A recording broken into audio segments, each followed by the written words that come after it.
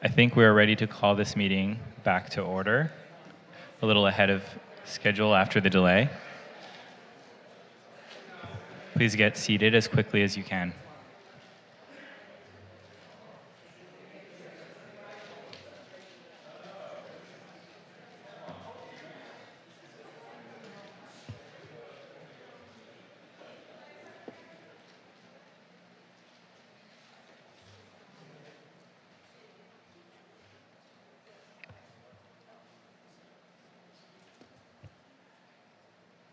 Okay, are we ready? I have a request for future meetings that go well past midnight, if there could be coffee here, or if someone could make a coffee run, but nothing's open, right? So, anyway.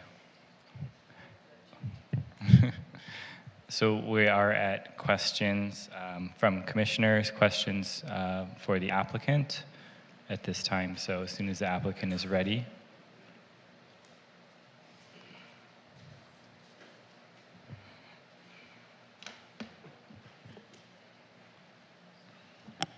Good evening again, Commissioners. DJ Moore on behalf of the applicant.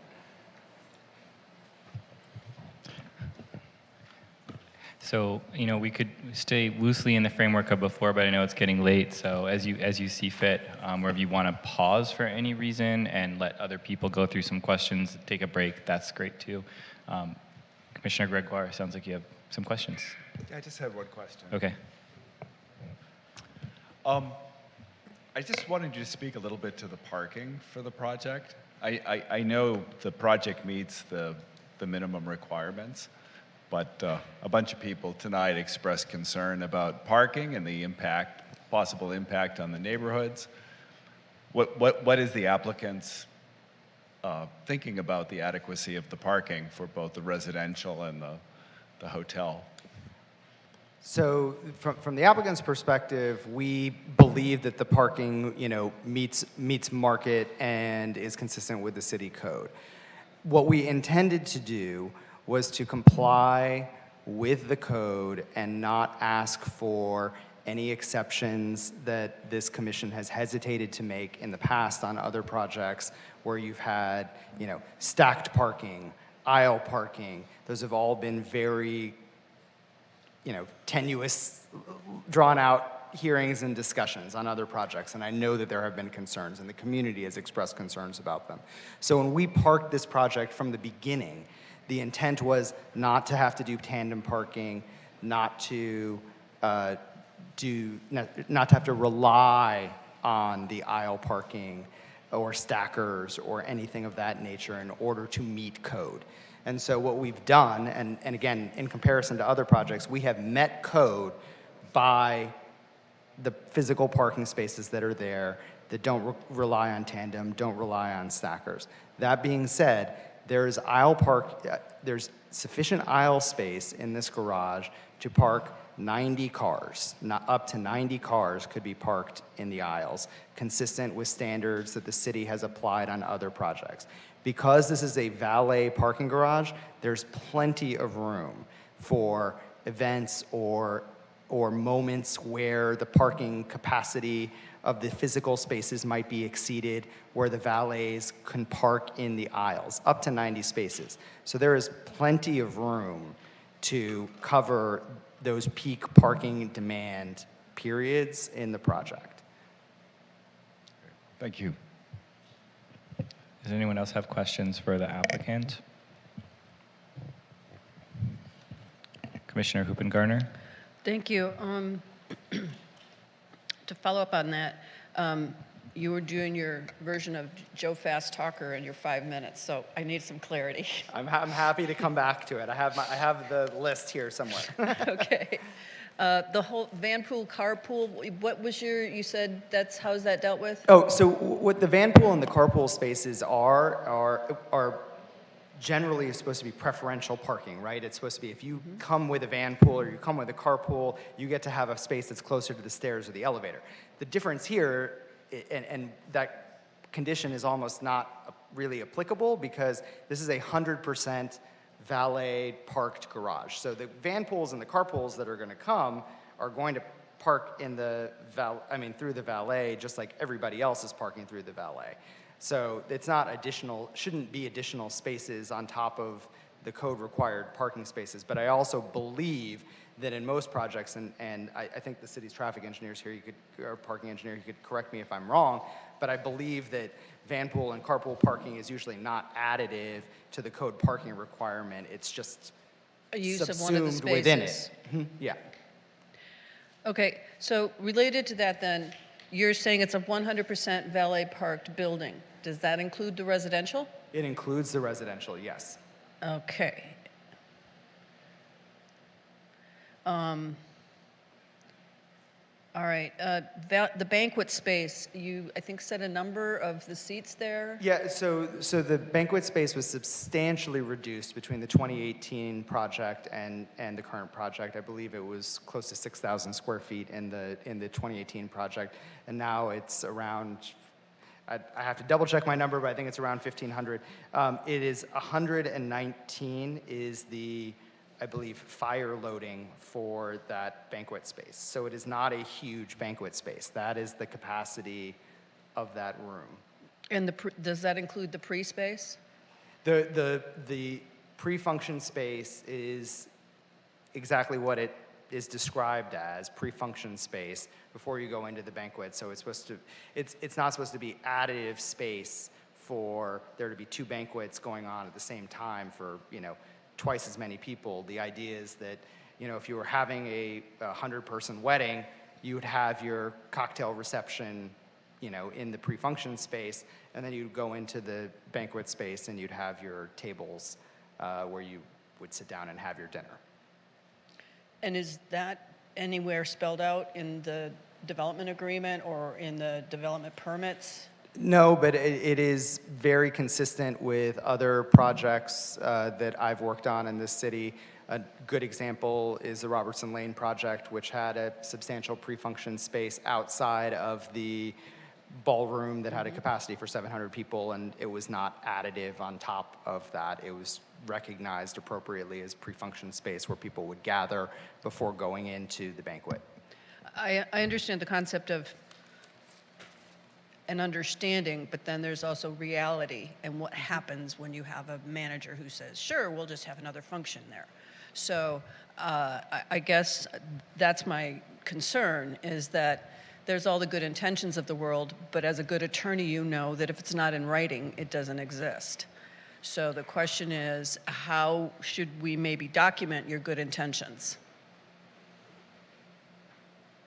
I would have to probably sit down and think of a condition that would make sense as opposed to doing it on the fly. But I don't want to preclude the use of the pre-function space, but I think it's important for everyone to understand we're talking about, you know, potentially a larger group of people, and therefore more demand, more traffic, more parking. I think we could reach some kind of condition that would preclude simultaneous rental of the, you know, simultaneous rental by different events of the two spaces.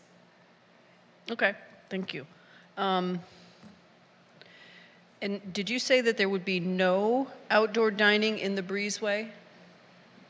So I do want to distinguish the breezeway, which sounds like it's interior, right, from the deck. So the breezeway is just, you know, through the hotel, and that is not considered to, I mean, that is, the exterior space that is on the deck is what is intended as the public benefit space. And so within the public benefit space, which is 4,400 square feet, all of the seating and everything that was designed in the renderings that you saw, that is all intended for the public during the hours that were negotiated and placed in the development agreement. There's a cafe, a single cafe that has an entrance onto that public deck space. And the idea for that cafe is more for it to be sort of grab and go place where people from the neighborhood who come, they want lunch, they want to grab a sandwich, they want to grab a donut. That was the idea, but there's not going to be any fixed seating for that space on the deck. That it just is located off of the deck. So the restaurants in the interior closest to the London would have no outdoor dining. That is not, yeah, that's correct. The outdoor dining space for those restaurants are, for the restaurant on the west is in the front, and on the east, there's a indentation sort of just south of Sunset that there's an outdoor dining patio there, sort of right above that liner retail space. And I guess to staff, my question then would be, Brian, I didn't see that in the public benefits statement, that it's clear that that space wouldn't sort of magically trickle away and disappear and become restaurant outdoor dining, that it was truly public benefit and will always be public benefit. Correct. Repeat your concern.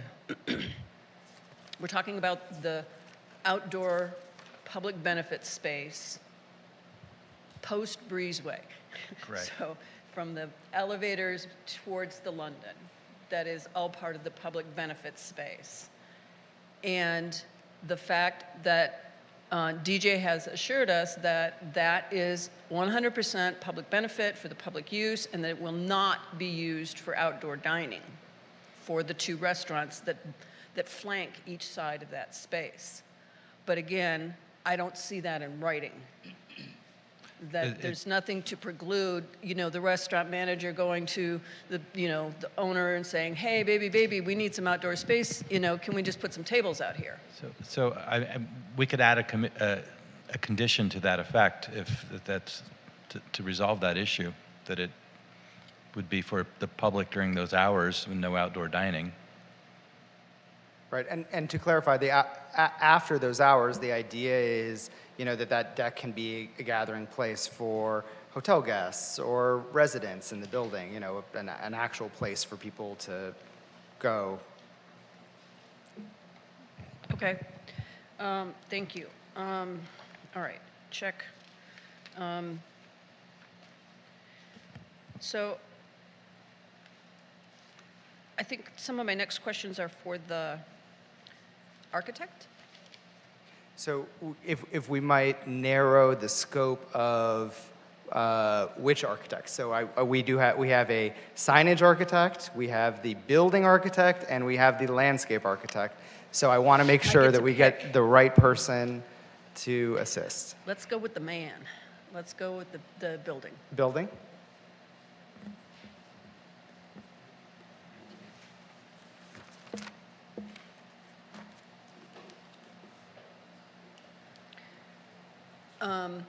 So just a couple of quick things.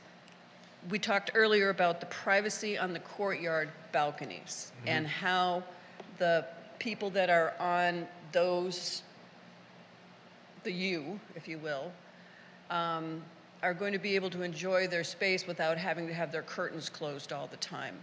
And it was suggested that there might be something architectural that would provide that.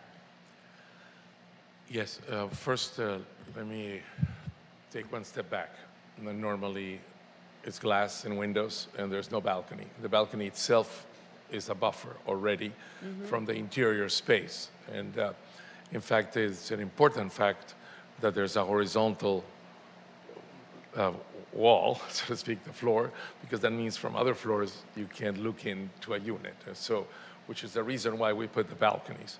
Now, in addition to the balconies, in the balconies, we added fins, like dividers, in a diagonal, so that when you are on the opposite side, the diagonal is blocking you 45 degrees from looking into the other unit. So the one immediately to the side. It's a vertical wall. The one across From the way. glass to the edge of the balcony, there's a vertical wall. We call them dividers, but it is, and those walls could have been 90 degrees, but instead they're angled in a manner. So imagine if I have my balcony here and the wall is looking out towards where the arrival driveway is. So I can't look this way towards the unit behind. And it's a strategy that is used when you have a balcony. If you didn't have a balcony, that would not be possible, and which is the reason why we put the balconies. Okay. And we also care about that as architects, that there is a sense of privacy in the units. I mean, it's, you know, great, we have a lovely sun and view, but if you got, you keep your blinds closed all the time, it kind of Yeah. takes away from it. Okay, There's a- moving on. So when I first saw the design, I said, I've seen this before, and I went, where? And I went, Chicago. And I said, and I looked it up, and it's the Aqua. Not It's- really. Well, yes, it's definitely changed. But I remember, because I went on the boat tour, that building was designed to address the wind and the sun. And I'm wondering, does this building do the same? Yes, well, in general, balconies are considered the most sustainable passive move that one can do in a building for the following reasons. First of all, they cast a shadow on the glass, so they're reducing the radiant heat on the glass, significantly reducing the energy cost on the glass. Now, we have certain portions of this building that are oriented towards the west, for example.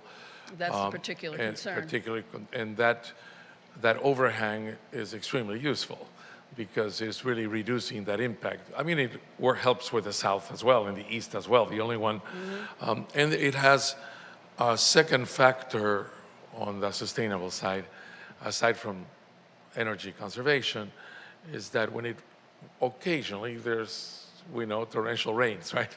Once in a while, and the water would flow on a regular facade, but when there's a balcony, it's not on the glass. So generally will prevent any water penetration and therefore mold, which is a problem sometimes in buildings. Okay. It's an expense to do balconies.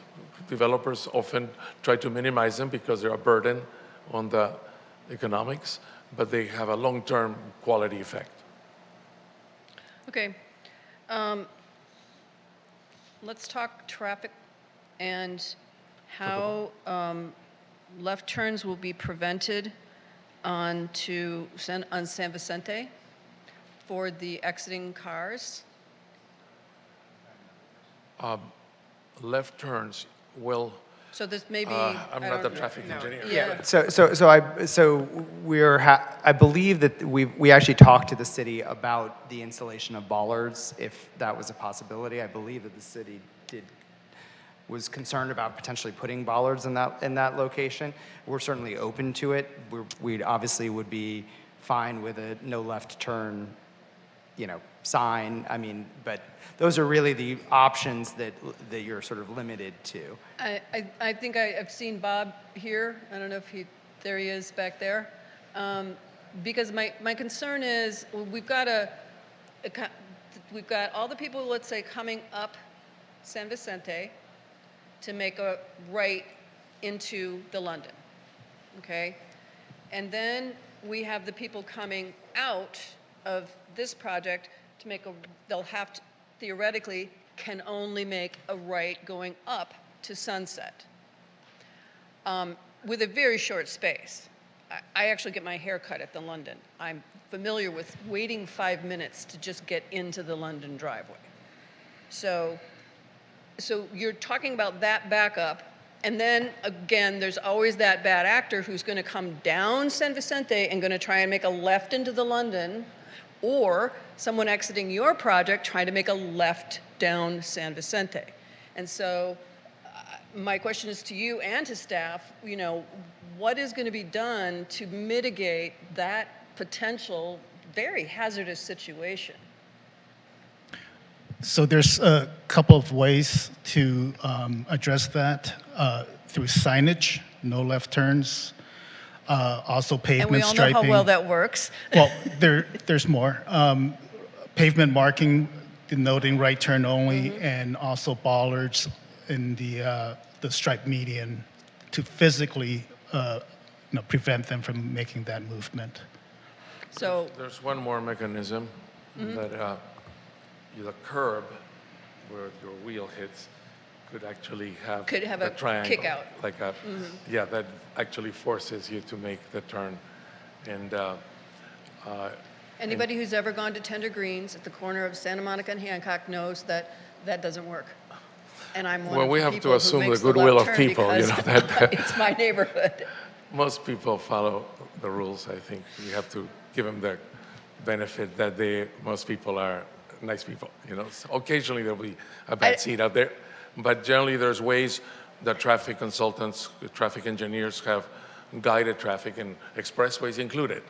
And people know that there's a right turn only, there's an exit lane, and people follow generally, you know, and yeah, there's occasionally could be somebody that doesn't. I mean, the same thing applies on Larrabee because Correct. the hotel has a sign, the London has a left turn only.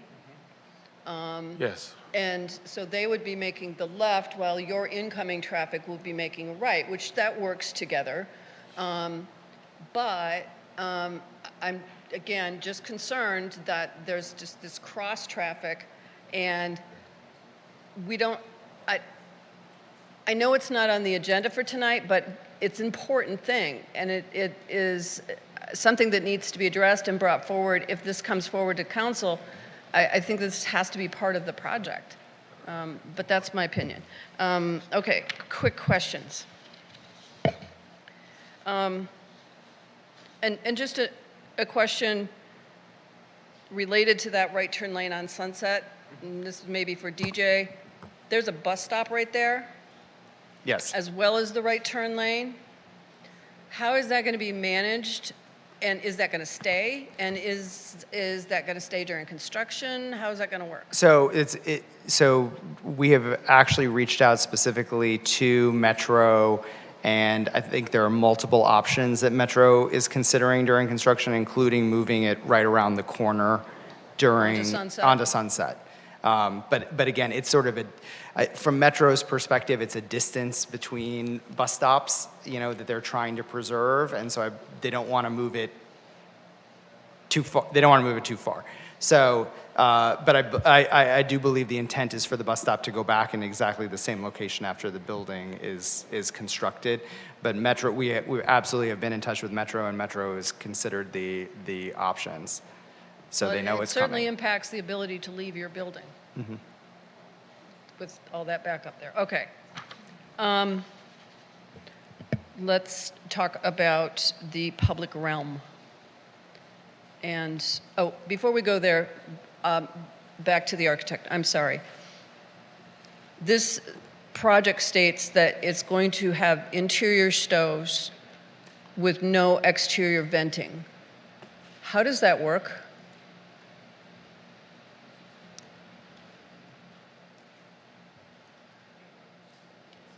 Commissioner, can you describe where that is? I didn't hear the. If you go to I didn't hear the question plans- either. What was that? Exterior what? With what? I could not hear your question. Oh, sorry. If you go to any of the unit plans on A3, 11, 9, 10, more often than not, the stoves are right in the middle of the unit. And yet, in your documentation, you state that the stoves are going to be vented to the exterior. And in a stacked environment like this, I'm wondering how that's gonna be how accomplished. you're going to vent those stoves to the exterior, and because also the few that aren't, they're also on an interior wall into the hallway. So how are you going to vent that stove into a hallway? Is my question. Well, I can tell you the intent is, and I think that they're working on it, so we may come back to this in a moment, but certainly the intent is not to vent into a hallway. Yeah, I would think. It's illegal to vent into a hallway. It doesn't work that way. There are two options that the engineer can choose. He can vent horizontally from the wall and around to the edge of the building at each floor, or he can vent it all the way to the roof to take it all the way to the top. There's two ways of venting, and generally that's a discussion during the construction documents. If you've got 5 stoves stacked in unit C or whatever, Yeah. okay, you're going to vent all 5 of those up through the same duct to the roof? There's a pressurization system that is used. It's a fairly common thing. There are buildings with 60 stories that vent Okay. the bathrooms as well, not just the kitchens. I bring it up because it's part of your green points. So Yes. it matters. We would collect that, and there's a way of doing it through a ventilation duct that has a system at the top that sucks the air and takes it all the way to the top and exhausts it and actually filters it. And it's a fairly good practice that Okay. is used, and some buildings choose to do it horizontally and some vertically. The stoves are not on the island. They're actually, that's the sink. It's on the wall. So we'll be able to find a location in order to vent them properly. Okay. And I guess if you have to use a soffit, but the soffit would take it back to the hallway or to the balcony. No, it wouldn't vent into the hallway. No, Okay. that would Well, not of be. course not. No. It's a fire hazard. Yeah, that No. contamination. No, it doesn't happen. No. I would hope not. Yes, that's right. That would be, okay. So just the green points, because it's me, you've got tankless water heaters that are going to be on all these units? Every unit's going to have their own tankless water heater? Yes. Because it's not on the plans, that's why I ask.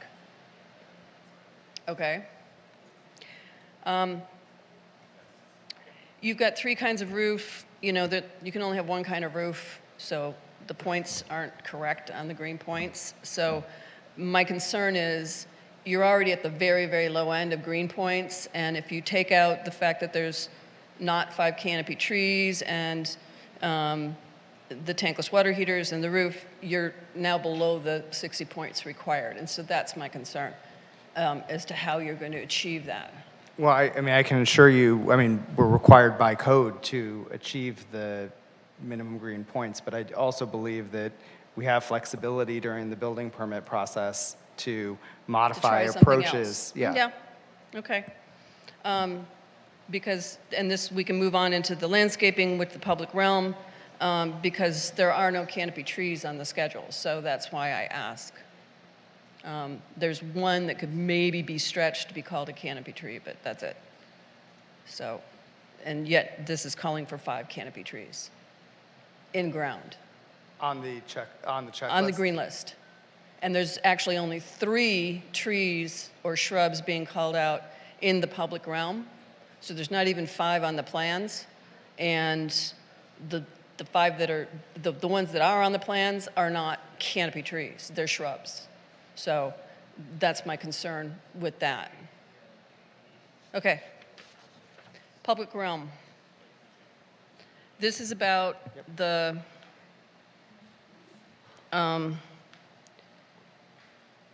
virtual reality demonstration. What is this? It's very innovative. We've Are there going to be VR glasses available for the users? How does that work? we'll see how good the next Apple phone is. No, it's going to be more. We had at first thought that the best way to approach it was going to be more through a really elaborate kind of app that would be developed that the phone could connect to through the signage program. But we have found that this is going to get more impact by focusing on the totems. And that's why we've really moved in the direction of the totems. We still want to create links to organizations, to an app that does have demonstrations. In terms of that, it's more of an idea of simulation of modeling soil ecologies that are so microscopic that we can't really convey that in real life in the demonstration habitat. We also can't really show you the soil structure, so that's why we're trying to bring that out to the totems and create the replicas that would show a true 10-foot profile of soil in different habitats, different soil profiles kind of in the Santa Monica Hills adjacent to our project. Which brings me to my next question, that we're going to have 3 habitats with 3 very different soil profiles in 1,000 square feet. Yeah. And unfortunately, of the 1,600 square feet that's native soil, Yeah. half of it is paved over with observation decks, et cetera. So my question to you is, do you feel this is the best way to truly profile and use that native soil? I think it is in the sense that we have to really appreciate the word demonstration, right? We're not literally recreating these environments. We're not going to install layers of rock to really make the profiles. We're going to install the kind of habitats that would grow in that soil. We're going to use our soil scientists, soil reports to get the soil chemistry right to make sure that those plants can thrive in that soil. But in terms of the size and what we're really putting in the depth, we'll have adequate depth to grow healthy plants. We'll have adequate depth to grow healthy trees, but it won't be a one-for-one mimic of those soil profiles. We will then show those in the totems, and I think we'll make that clear too, to say the difficulties of this is a synthetic environment, right? That it is recreated in a planter, but if you were to find these native in the hills on a hike, this is what they would be growing out of, and this is why it's important that those ecologies are there, that they're healthy, that they're thriving, and that we're not losing any of these habitats, because they are critical to really West Hollywood's character. Okay, that's fine. You know, a riparian soil with a riverbed with overarching willows and things that, you know, shade it out, which is why it's riparian, and that's not what's going to be there. So that's, Yeah. my concern is it's not really real. but anyway, I guess my last concern is, have you really looked at this and considered that the fauna that you're inviting and you're highlighting in your thing Yeah. is going to be trying to get to these plants through 6 lanes of traffic and a bus stop, and then they're right up against a solid glass restaurant window. Yeah. I think the fauna, you know, it does find it. This we do see. It does find that, you know, in any kind of area, if the plant is there that they want to be in, what we can do to help make this happen is plant plants that we know are attractants to our actual native fauna. Our native butterflies, not just the monarch, but what do we have? And do we have the plants that are catering to that? Do we have the plants that they want to put their larvae on? Because they'll find that then, you know, and it's really interesting. This is a quick tangent, but you know, the feral parrots that we have, I live in Koreatown, so they're always around my house.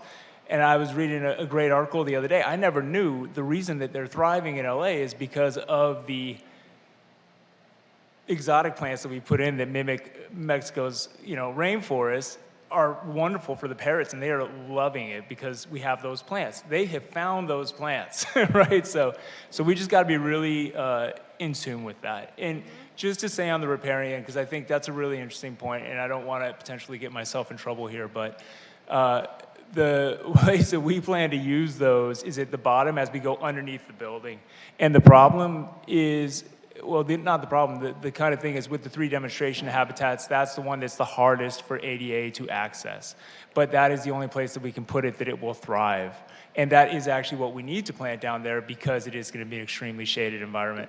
It's something that we have to consider on this building on all levels because we're going to have so many microenvironments because of the glass and heating you've noted and the different sun exposures.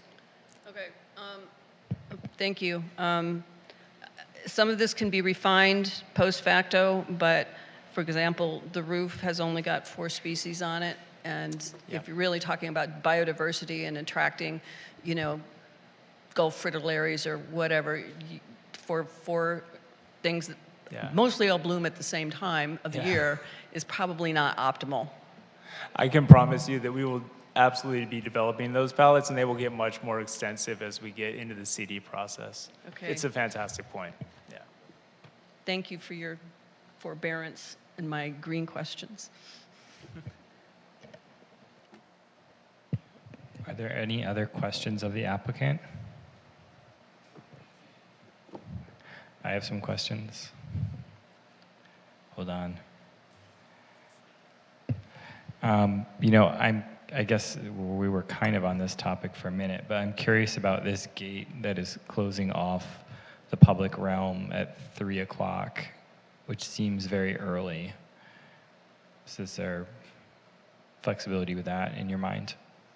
There certainly is flexibility with that, Chair Lombardi. That was part of the development agreement negotiation, and it was just to try and arrive at sort of a value, right? And so you're looking at a space that is rented for a period of time, you know, 7 days, I mean, it's open 7 days a week, and so that was just what we did to come up with the number, but we were also concerned, of course, about security and other things and having that space open too late into the evening. As we know, it is a residential space. There are residential units that look down onto that courtyard, and so, you know, it is a balancing act.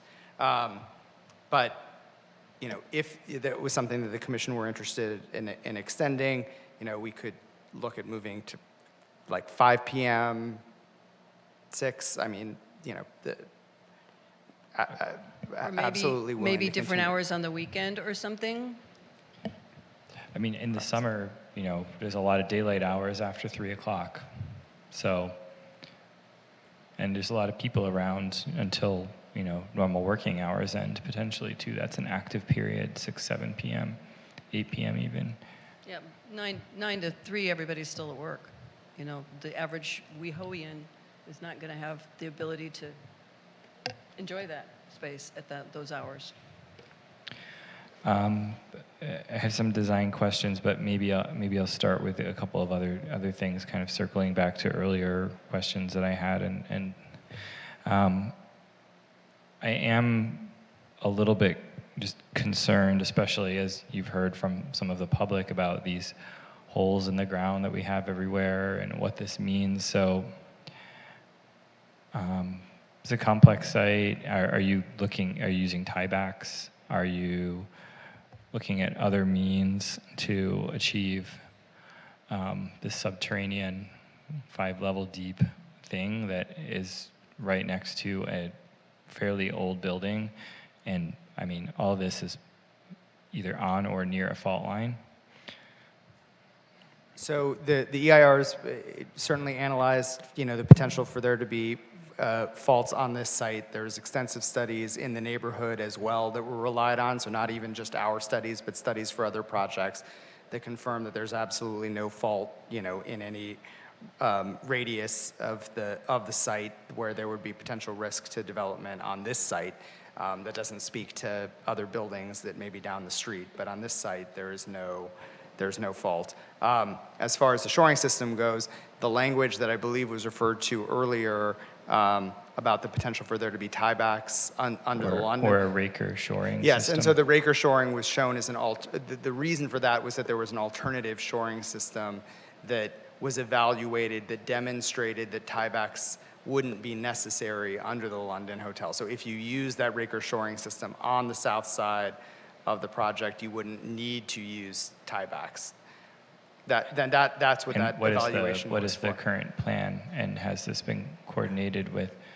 What's your next step? So I mean, the only way to do tiebacks under a neighboring building is to enter into an agreement with that neighboring building, which is one of the reasons why, and we certainly know that the London has been opposed to this project.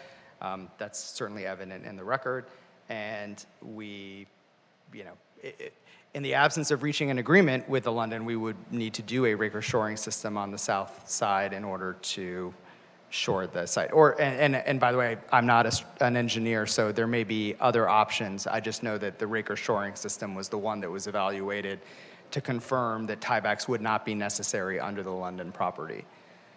Okay. And I think you asked another question, and I'm sorry, I think I may have, but I'm not sure either. Okay. It's getting late. I think that was the question. I'm trying to see if there's some other questions to hit here before I go to a couple of design items. But maybe just jump into that. So, parking, you already addressed that earlier, so I think we're good. I'm asking if it's possible for the inclusionary units with the confusion, if you're amenable to the idea that they get a parking spot. It seems like there's flexibility with the valet system anyway. There could is, eliminate some yes, confusion. and Okay. we would happily accept a condition that clarifies that every Okay. inclusionary unit that requests a parking space gets a parking space. Okay. You know, on design, because as I said during disclosures, we had a brief discussion.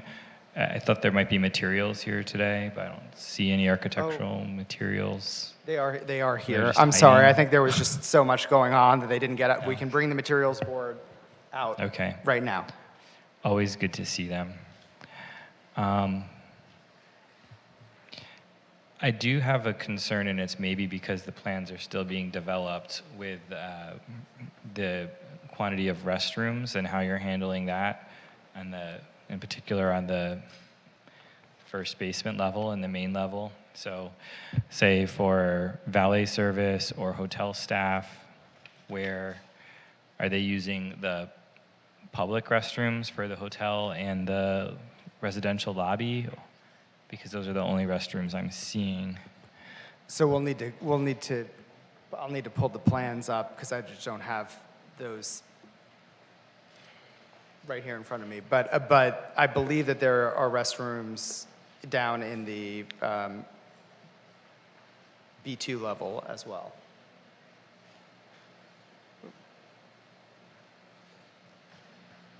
I'm sorry, in the what level? In the B2? Peach.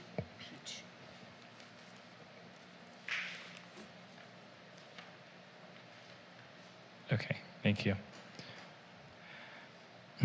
So the Would you like us to walk you through the materials board? I mean, I know that it's getting late, so normally yes, but let's spare everyone. I do want to maybe get confirmation at the first floor glazing with these tall glass walls, approximately 20 feet. So this is clad aluminum. Is that what that is at the storefronts? Because some of the call-outs on the plans were not necessarily touching the representative surfaces. So mullions at the ground level. What do you? Yes, hi, I'm Kelsey Malott with Architectonica, and confirming that on level 1, the mullions are going to be the cosmic gray that we can see here. I'll point at it again. A powder coat aluminum, is that what that is? Yes. Okay, thank you. I've been wondering about the billboard positioning and what that means for the units within. And the building was designed without there are no windows behind the the billboards. If I look at like floor plan level 2 on the northwest corner, it does seem like there's a window wrap, but it's right where that sort of pinkish colored thing is in front of the windows. So what do these units get, which are also the inclusionary units? So I'll repeat the question, but the question was, are there windows in the building that are being obscured by the billboards? Yes, and then if they are seeing through to the billboard, well, is it a different glazing material, or is there a backing to that billboard, or what is the scenario that they see out of that? Has that been considered yet? Yes, we have. We developed unit layouts, and when it comes to the corner where the billboard is located, it is an opaque wall, and there's even insulation and sound attenuation just in case. And in those units, that's the wall where the master bedroom closets and bathrooms are, and where the bed wall for the bed is. Usually you need about 12 feet for the beds and the night tables, and that's where located, and the living room is inboard of that. So that is what we did in those units at that corner. So when you enter the unit, you don't even know that there's a billboard behind that wall, because it'll be a space that is generally without windows. I'm not sure I got all of that. I apologize. I tried. So what's the glazing material there? Or maybe No, it is a type? solid wall, and then it is a solid wall Yep. that is anchoring the weight of the video wall. So it is a structural wall. Do you know which unit type it is by chance? Excuse me? Which unit type? Type F? Yes, I'll Type tell F. you in the plans. Type C. It's unit type Okay. C. So when I look at type C, I see the signage sort of wrapping 2 window bays Yes, off that's the living. right. Uh-huh. But that depends on the floor. But that would be a master bedroom, and there will be closet and bathroom behind, and then will be the living room facing out to the view, as well as the bedroom towards Sunset Boulevard. In other words, the side wall would be the back wall of the bed, and of the closet, and of, call it the shower, whatever. You know, it is. That's how we would plan it. In that Different case. than what's shown on the drawing? In Yeah. the drawing, I see a living room that looks out to the back of a sign. No, no, no.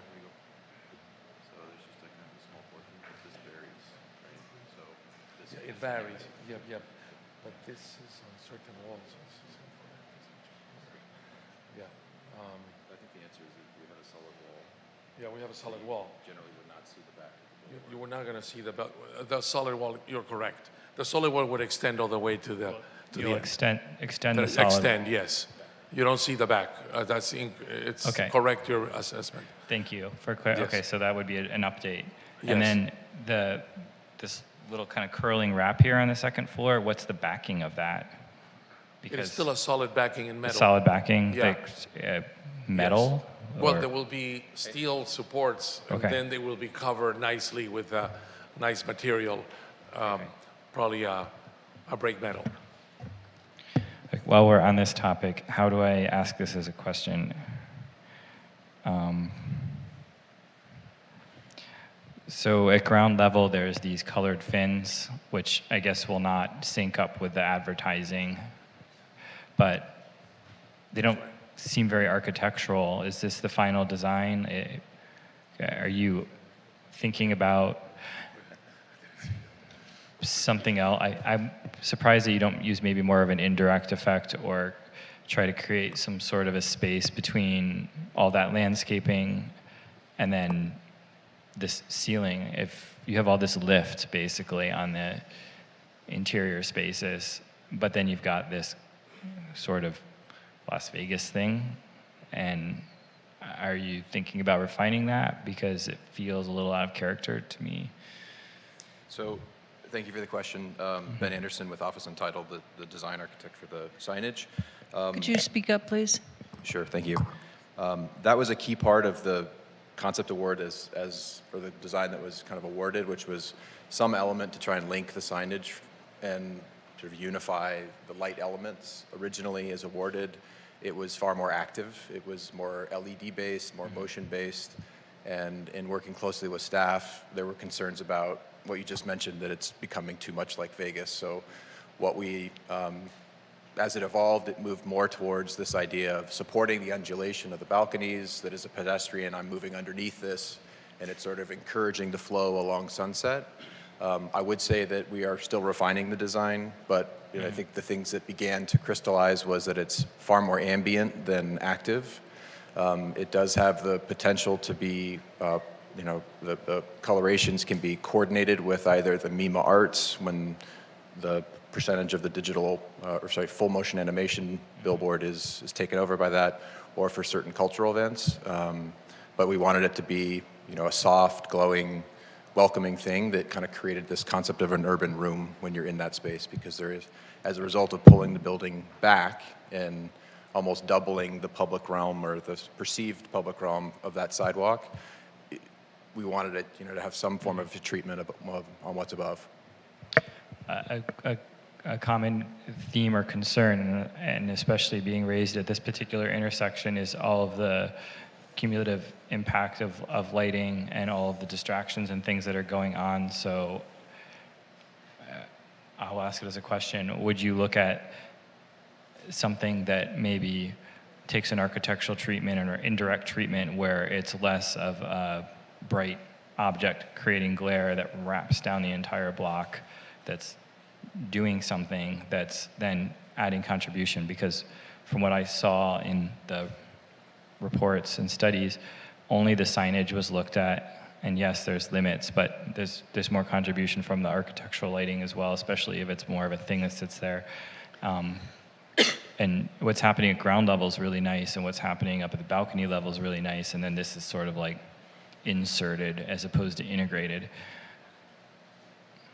I try and ask that as a question, but perhaps would you consider looking at ways to soften that and something that's maybe less projecting in terms of what it's doing to the neighborhood, given that we have so much signage happening here that's above the initial EIR assumptions? I think to be responsive Okay. to the concerns that have been expressed and, you know, the initial concerns expressed by staff, that we can continue to work on dialing Okay. that back to an appropriate level. Okay, thank you. Can I ask something tied to Yeah, that? sure. So just to be clear, is this an undulating thing that's got a moving light, or is it a static light that changes over what period?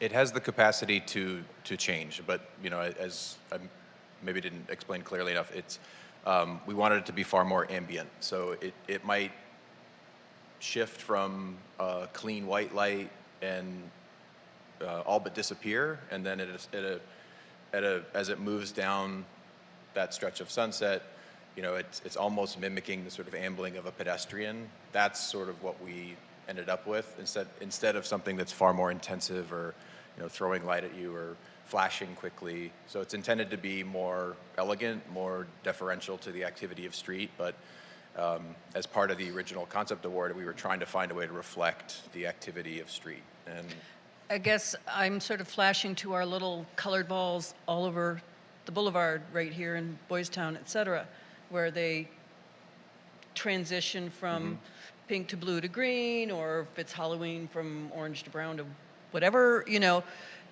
Is that the intention, that it would be that kind of moving transition? it certainly has that capacity. I think we want to reserve that for special occasions, and again, to address concerns that we're not creating a Vegas effect. It is in all likelihood far more monochromatic during its sort of ambient phases, where it's a little bit like, and this may be a tangent, if everybody remembers when you plugged an old MacBook into charge, that little power light just sort of slowly pulsed, that there is some activation of the street, but it's, again, trying to be respectful of not being too activated, too overpowering to what we think is a really incredible space, this urban room that stretches the entire block. And is this considered your art project? No. Okay. Yeah, think about indirect treatments, things like that, pedestrian experience. When you're walking down the street, do you want to be looking up at downlights that are kind of glary on this building, or do you want to have maybe some sort of a curved cove that maybe responds to what's happening with balconies, and indirectly lights that soften and creates a little bit of lift, not unlike the glow that's going to happen from your restaurant or other spaces? Something like that. But I'll leave it at that, just to move this along.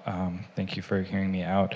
I know I'd asked about the restrooms. I just was trying to understand, is the expectation that any staff for this building is using the lobby restrooms, or is there something else somewhere on the plan? No. There's a space that's labeled for valet on the B2 level that is intended to, I mean, it has restroom capacity. But you're correct that the restrooms aren't specifically identified on the plan. Sorry, where was it on B2?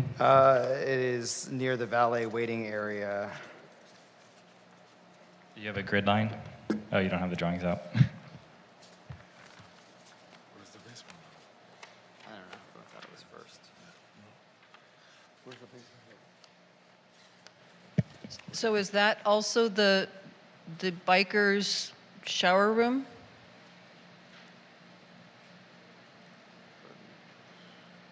It's right here. It's in level B2, next to bike parking. The bike parking, there's a label valet, where they have valet, it's the valet lockers and toilets. And yes, correct, next to the bike parking.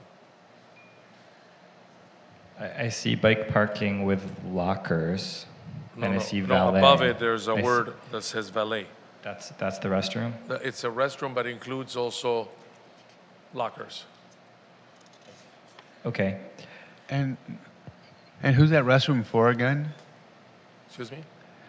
So my question is, so for the community space, Yeah. Is there access to a restroom? Yes, there'll be access to a restroom off of the lobby, and was actually built into the cost, right? It was the O&M cost for maintaining that public outdoor space. It's associated with security and restroom cleaning and knowing, yes. So level B1, the hotel admin, are there potentially restrooms in there too, maybe up against the Viper Room restroom bank, or although there's a door there, or where are they going or are they using the lobby restrooms in the residential and hotel lobby? Commissioner Chair Lombardi, I didn't hear exactly which space you were referring to. Were you referring to the Viper Room space downstairs, or? Well, level B1, Yep. we know there's the restrooms off the 2 lobbies. Yep. And I'm asking what staff is doing. Are they going down to the bike room? Are they going into hotel admin? And are there restrooms that are just not on the plans, potentially utilizing some of the plumbing over by the Viper Room, which Yep. is next to that, or sharing a wall? Or There- what's the strategy? Yeah, staff is going to hotel admin. Yeah, that's my question, is where do they, what's the intended restroom for them? We haven't developed Okay. we haven't developed the hotel admin space, but that generally includes staff. They don't use the same toilets as the public. So hotel admin is programmed to include restrooms? That's right. Within that admin program, there's Okay. accounting, administration, there's toilets, there's Okay, multiple uses that are for the management of the building. okay, thank you. I have a question about something that looked a little strange to me on the renderings on the outdoor terrace on the south end. There's this area that's open to below, adjacent to the grand stair, and it's kind of like a heavy glass thing with a metal top, and I don't know if it's open above or not, but then in one of the renderings that was on screen, I saw like a pendant light hanging in it. I guess I'm wondering, why isn't that just open? Why have that box structure there? I understand that you come in and you'll look up this volume of space, but it kind of takes away from the outdoor terrace to have this thing that looks like an elevator lift overrun. The idea was, it's to provide light down to the B2, B1 level. It's a double height space, like a lantern of light that comes down above the word entry that you see right off the drop off. And that brings natural light. It's just a moment of space. Yep. The stairs arrive into a little bit of grander space. Okay, I mean, I understand and appreciate the idea that you enter, and then there's a ceiling that goes up, but I'm wondering why not just have a more traditional skylight that's closer to that main level rather than popping up in being this object in that outdoor. There's a question for you, and I'm curious, I mean, if you feel passionate about it. It just looked a little heavy in the renderings in front of the rest of the facade. And potentially is going to reflect a lot of sun. I mean, we'll study it. Okay. There you go. That's what Yes, it's like an atrium that brings light down, but also when you're going down the grand stairs from the street, you're not looking at the skylight, you're looking at a space with a big window. That was the main reason we put it there. Okay. Well, think about that. Okay. Yeah, we'll consider it. It's. Okay. I think it's part of the evolution of the design that we'll consider that. That's a good point. Okay. We may do it as a wedge, possibly, of glass. Yes. Instead of a box. That sounds maybe better. It is. Maybe it'll meet the balcony in a better way. Okay. Okay. I like those ideas. Thank you. Yeah. Thank you. Landscape, Sunset Boulevard.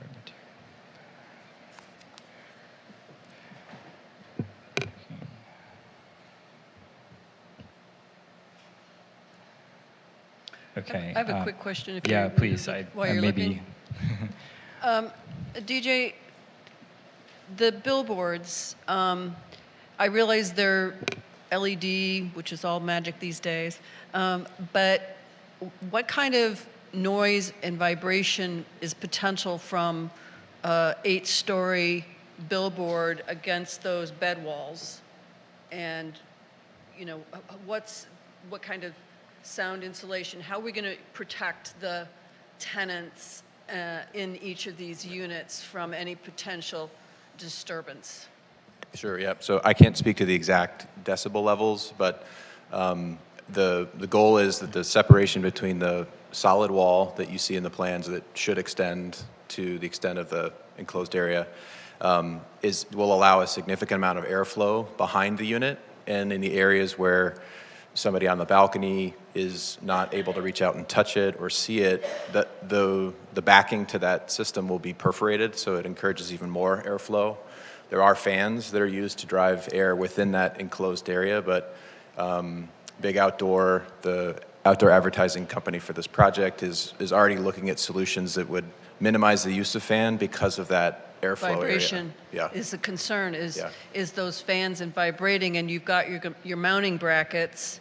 Yep. And how are you going to mitigate the impacts of that? I mean, 8 stories. Sure. That's a The big good news thing. is that it's really only 8, 10, or it's only 8 one-story signs because they only span and attach to each floor, and a concrete structure is far more sturdy than a wood frame, or it's not cantilevering, so we're able to limit the vibration in that way. And the fan systems are modular, so it's a lot of very small fans. It's not one giant fan per floor. So very valid concerns. If there were large fans or we had these large spans, that vibration can really add up. So I think the Sometimes system is sort of built in to At limit night, a some of that. nominal amount of that can just be mind-numbing. Correct. Correct. And I would hate to have these units be inhabitable. Yeah, it's a great concern. Uninhabitable? There we go. It's late. I found my last question. Commissioner Edwards, please, if you have a question. Well, okay, I'll go since it relates to the billboard. So there's a note in the development agreement about maintenance and replacement of the billboards every 8 years. So I'm just curious, I mean, I'm assuming you saw that and you're aware of that. And I What does that believe it's, mean? my understanding from staff was that's a standard requirement. So we accepted it. But what is it? Do you know what? Do you understand what it means? Well, I mean, my Because I understanding don't. of it was a reevaluation of technology at those periods, and to ensure that we're using sort of the most up-to-date technology, and that we're not letting the billboards sort of fall into disrepair and, Yeah. weird flashing things that, are not aesthetically pleasing. Obviously, there's incentive to replace it fast when you're doing that so that it can be operational again. But what's happening? Is it scaffolding, or is there has this been thought about, the disruption of that happening? Vice Chair, are you talking about the The replacement of the LED signs? 8-year Or overhaul, or just when a panel goes out, how we get it fixed? Both of them, actually. But in particular, just that every 8 years, that's going to come down and another one's going to come up again, or more frequently. So it does sound standard, but I just want to understand what you're planning for when that happens, because 8 years sneaks up fast. It's a comprehensive amount of work, admittedly. But again, these systems are all modular now. They're intended to be swapped out, and the structure that's holding them together is what is permanent. If technology changes dramatically and it's no longer that exact modular system, that would be part of it. But 8 years is about the lifespan of these premier locations that always want to be using the most refined pitch, which is sort of the size of the pixels. And Do you know if these billboards are using a technology that directs the imaging down toward the pedestrian and vehicular level? yes, they can take advantage of the Okay. micro-louvering. Okay, which I'm going to say, I do not think that's how that was planned in the EIR from a late trespass standpoint. I just want to point that out. Did you have a question, Commissioner Edwards? I did. I caught something that you said, DJ. I found it very intriguing. You said that for the affordable units, if they can have parking if they request it. And I appreciate that, because, so my follow-up question to that is, if they request it, is that an additional cost to the? To the affordable units, no. It's clear in the conditions, like it's either 1221 or 1222 that all the affordable unit parking is free. Included. And as a TDM, incentive as well, we're decoupling parking for the other units from rent. So you've got to pay to have a parking space. Okay. And also, I just want to appreciate, I've been around development for a very, very long time. I've seen thousands of renderings, and I really appreciate the fact that your renderings were inclusive. It's rare. So I appreciate that. Thank you. Thank you. I have a potentially, it is a related question. So if you have valet service, which probably some people love and find very convenient, probably some people sometimes just don't want to deal with that and want to park their car or whatever, but for the inclusionary units, there's usually an expectation that there's tipping and things going on, and where people that potentially have, or hopefully, because that's the goal of this, are maybe economically a little more disadvantaged. So what does that mean for them when they've got to valet their car if they have a car every day, multiple times a day maybe? Yeah, and so we actually had a detailed discussion about this with ownership, and there are a number of valet operations around town, where, like, for example, at my office building in downtown LA, there's compulsory valet parking where you've got the office, that's the tenant is paying for it, to make clear that they're not imposing an additional cost on their employees. So they do like an annual bonus or something like that for the valet staff.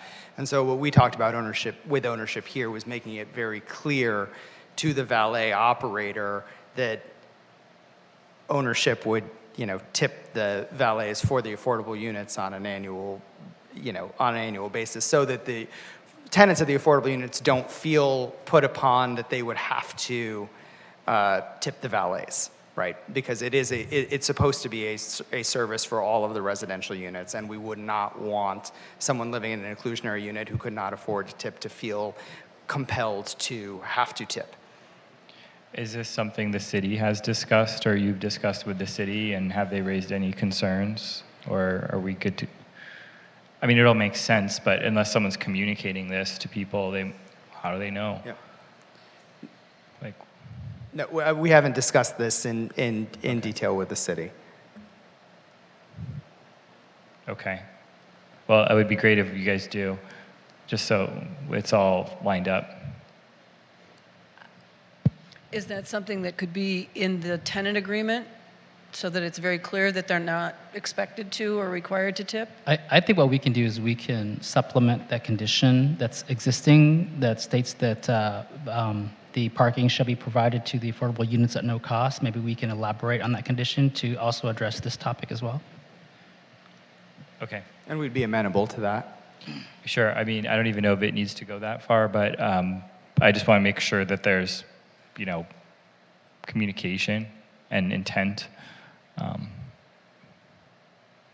guess it's rare to have a full valet and then, that's the only means, right? So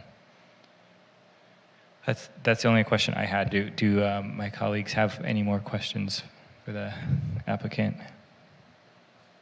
No? Okay. In that case, I will close the public comment portion of this hearing. Wait, I'm sorry, Chair. I do have a couple questions more of staff, though. Oh, questions of staff. Okay. So just a couple. So this is just a note to clarify our conversation earlier today between Nick and Jennifer about the plans on level 2, because we're being asked to incorporate these plans in our recommendation. And there are 3 units that have the word inclusionary on them on these plans that, it's my understanding, are not in fact inclusionary. So that if you count the words inclusionary on this page, there are 8 inclusionary units. If you count the color-coded units, there are only 5 inclusionary units. So for the record, and because these are the plans we're being asked to incorporate in any recommendation, can you clarify that? Yes, staff is actually prepared to, as part of any revisions to read into the record, that dwelling units 2, 12, and 13 are mislabeled as inclusionary. Thank you. Any other questions for staff? I have one for legal. We received a letter, I think sometime today, from someone who referenced the Fix City case as relates to earthquake, et cetera. Can you speak to that?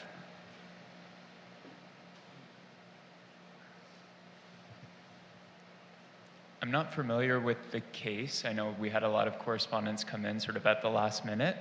I do feel confident if it relates to fault lines and the fault lines around the site. And I know this was stated on the record today that there's a pretty robust record in the FEIR regarding that. But unfortunately, Commissioner Hoopengartner, I'm not familiar with this specific reference. Okay, thank you. Any other questions? No? Okay, well then I would like to close the public comment portion of this hearing and bring the matter back to the commission for discussion and deliberation. I do want to note that I think we should reserve, in this case, the right for the commission to ask questions of city staff or the applicant during the deliberation as necessary, since this is a complex matter. But we'll close the public comment portion of this hearing. And shall we move on to deliberation? And we can handle this any number of ways. I know it's getting very late. We could do a quick high-level pass-through with everyone, or if people want to just, dive into everything, that's fine too. Just want to do whatever helps us move this along and make us feel good about what we're discussing. Commissioner Edwards, do you want to? Yeah, I'll go ahead and kick us off. Okay. I'm generally in support of this project. I operate under the theory of you can't let perfection be the enemy of the good. There are things that can be changed, modified, that were brought to the attention of staff and to the developer. So I am confident and not worried about that.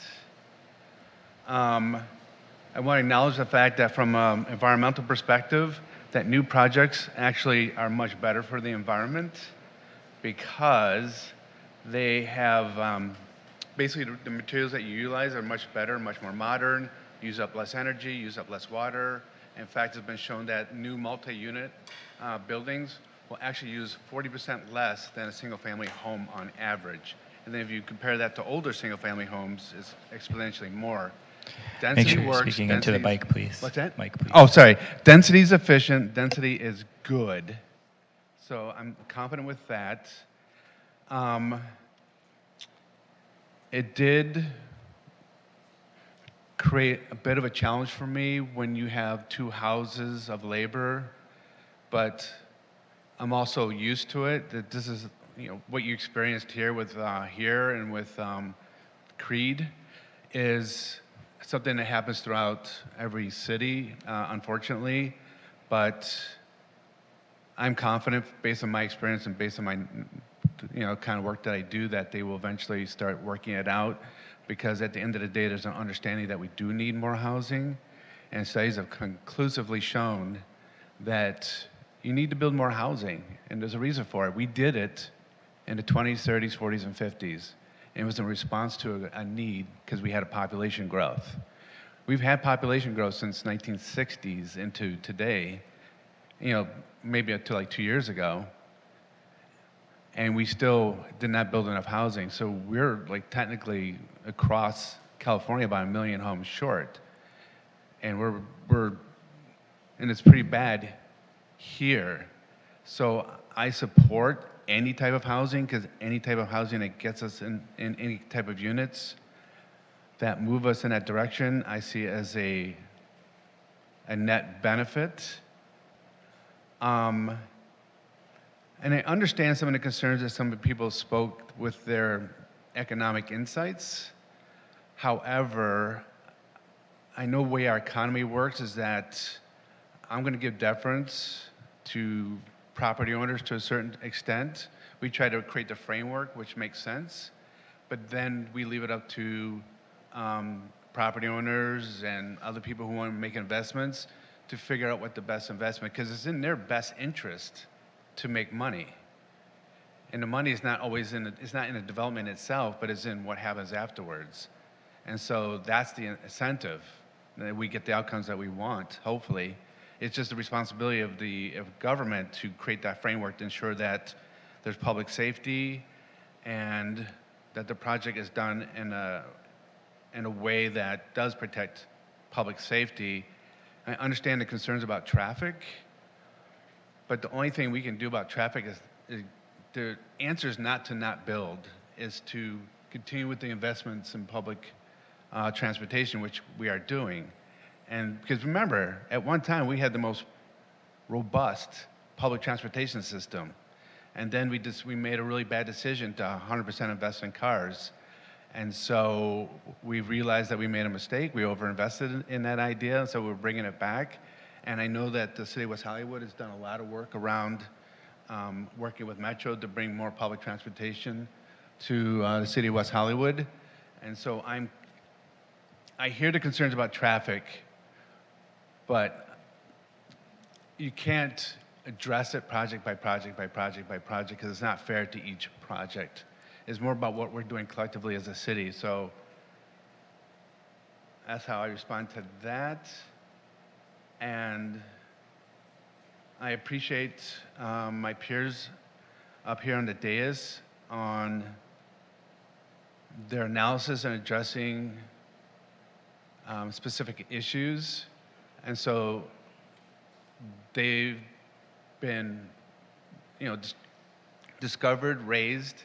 So I'm confident that what they've brought to the table will be addressed by staff and by the applicant. And so that's kind of like my overarching theory of the case as to why we should support this project. And so that's where I'm leaning. Okay, thank you. Commissioner Gregoire. It's very late, so I won't speak very long. I agree with everything Commissioner Edwards just said. Yeah, I support this project. I think it will be good for West Hollywood. There will be impacts on the community. I don't think the impacts will be as horrible as people imagine. I think there's naturally a lot of fear when something of this size is built. I think the traffic circulation, I think it's well thought out. I don't see a lot of traffic going down Larrabee. There will be some, for sure. I used to live in that neighborhood. But I don't think it will be as bad as people think.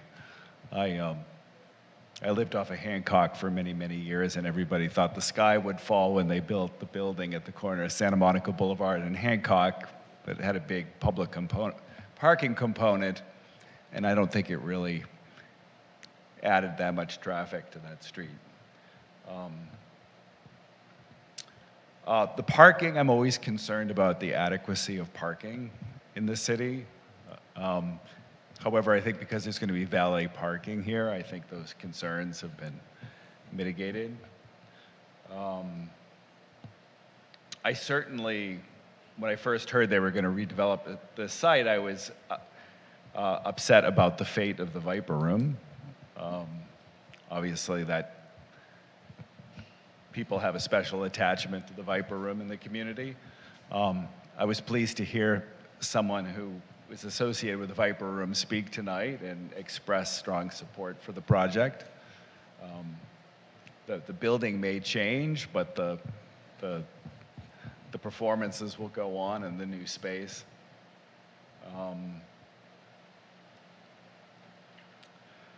You know, I was also I was sad to see the loss of some neighborhood-serving businesses on that block. That's not a reason not to support the project. There are a lot of restaurants in this project. I'm not sure there'll be a demand for that many restaurants in this project, but that's not a reason not to support it. The building is tall.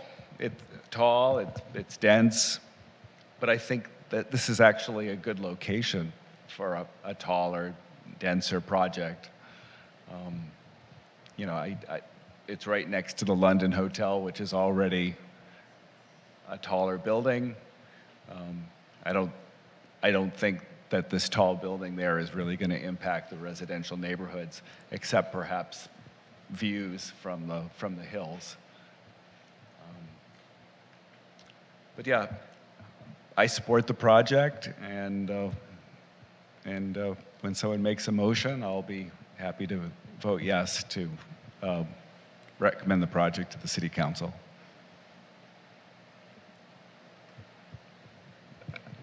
Okay, and Commissioner Hoopin-Gardner. Thank you.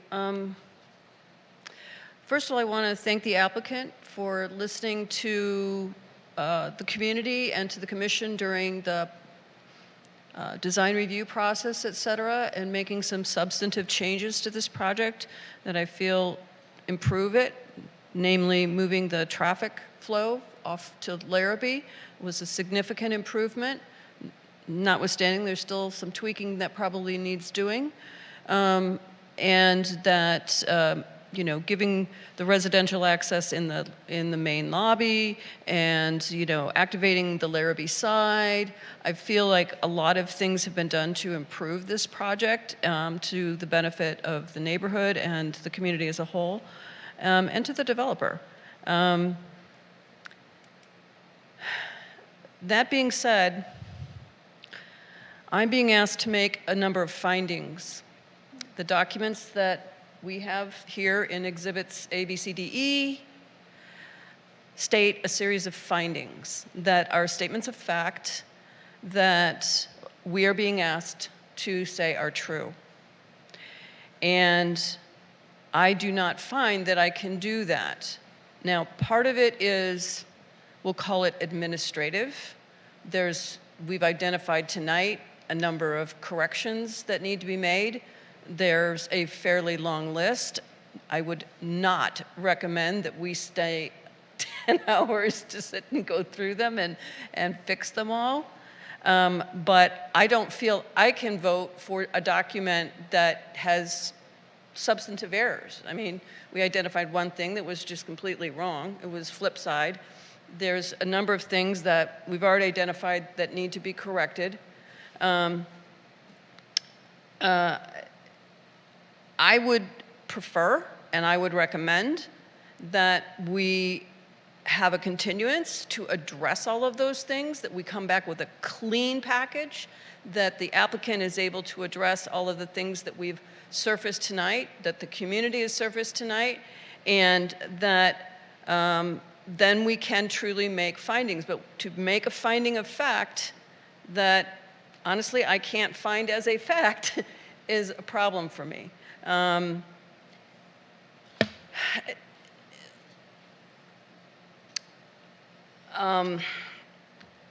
Related to that, you know, the public benefits.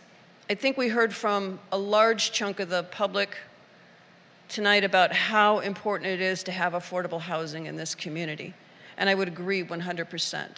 And in fact, our RHNA numbers state that we need to generate 60% of all the residential building we do needs to be affordable in order for us to meet our RHNA numbers.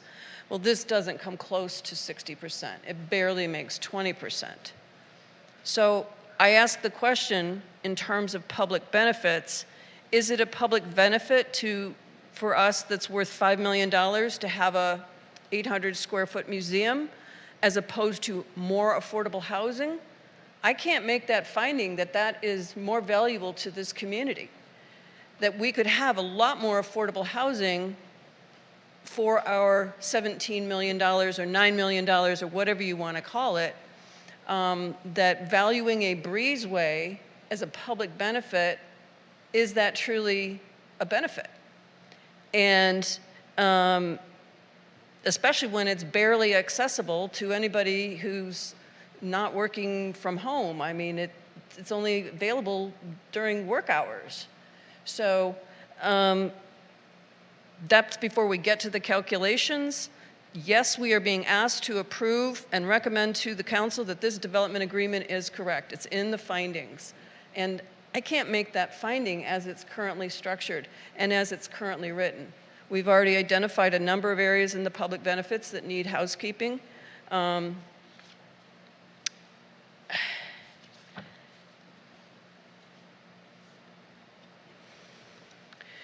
In fact, in the development agreement, finding number 1 is that the development agreement is in the best interest of the city. And I can't make that finding. I'm sorry. We absolutely need to build more housing. I think we can do better. And I don't know that I need to go into more of the things that need housekeeping.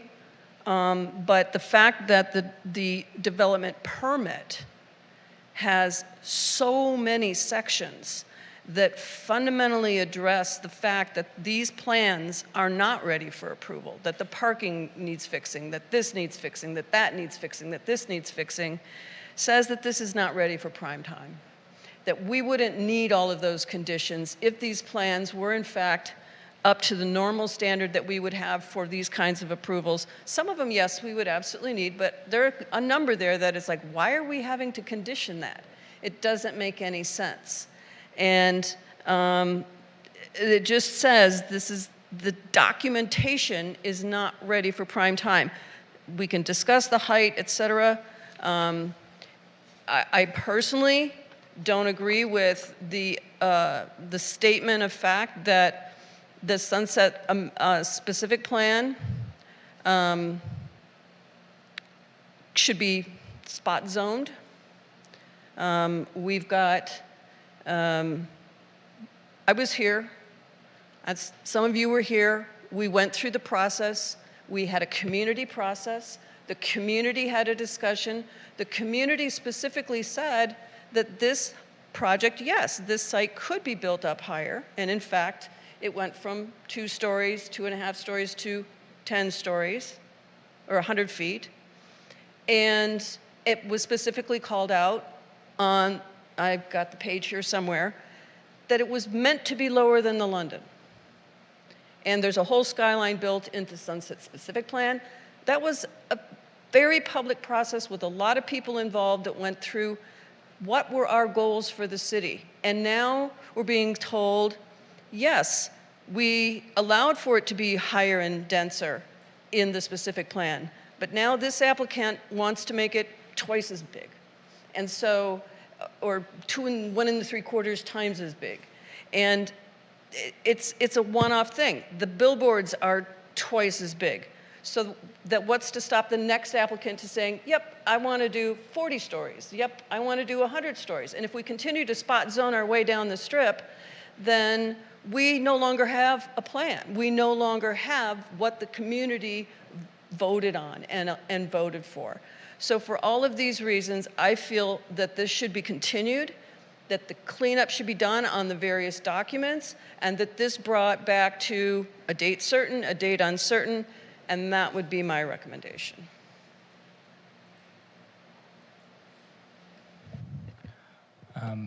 Any of my colleagues want to add anything? Just in a matter of affordable housing, there's a reason there's only so many. I've been doing this for 25 plus years. And the question comes up so frequently about affordable housing. Why don't we have more affordable housing? I wish we did. I wish we could put, like, every single project could be 100% affordable housing. But the way our system's set up today, you just can't do that unless there's a lot of subsidies. Right now, the feds don't provide subsidies. The state doesn't provide substantial subsidies to allow for these type of projects to balance out.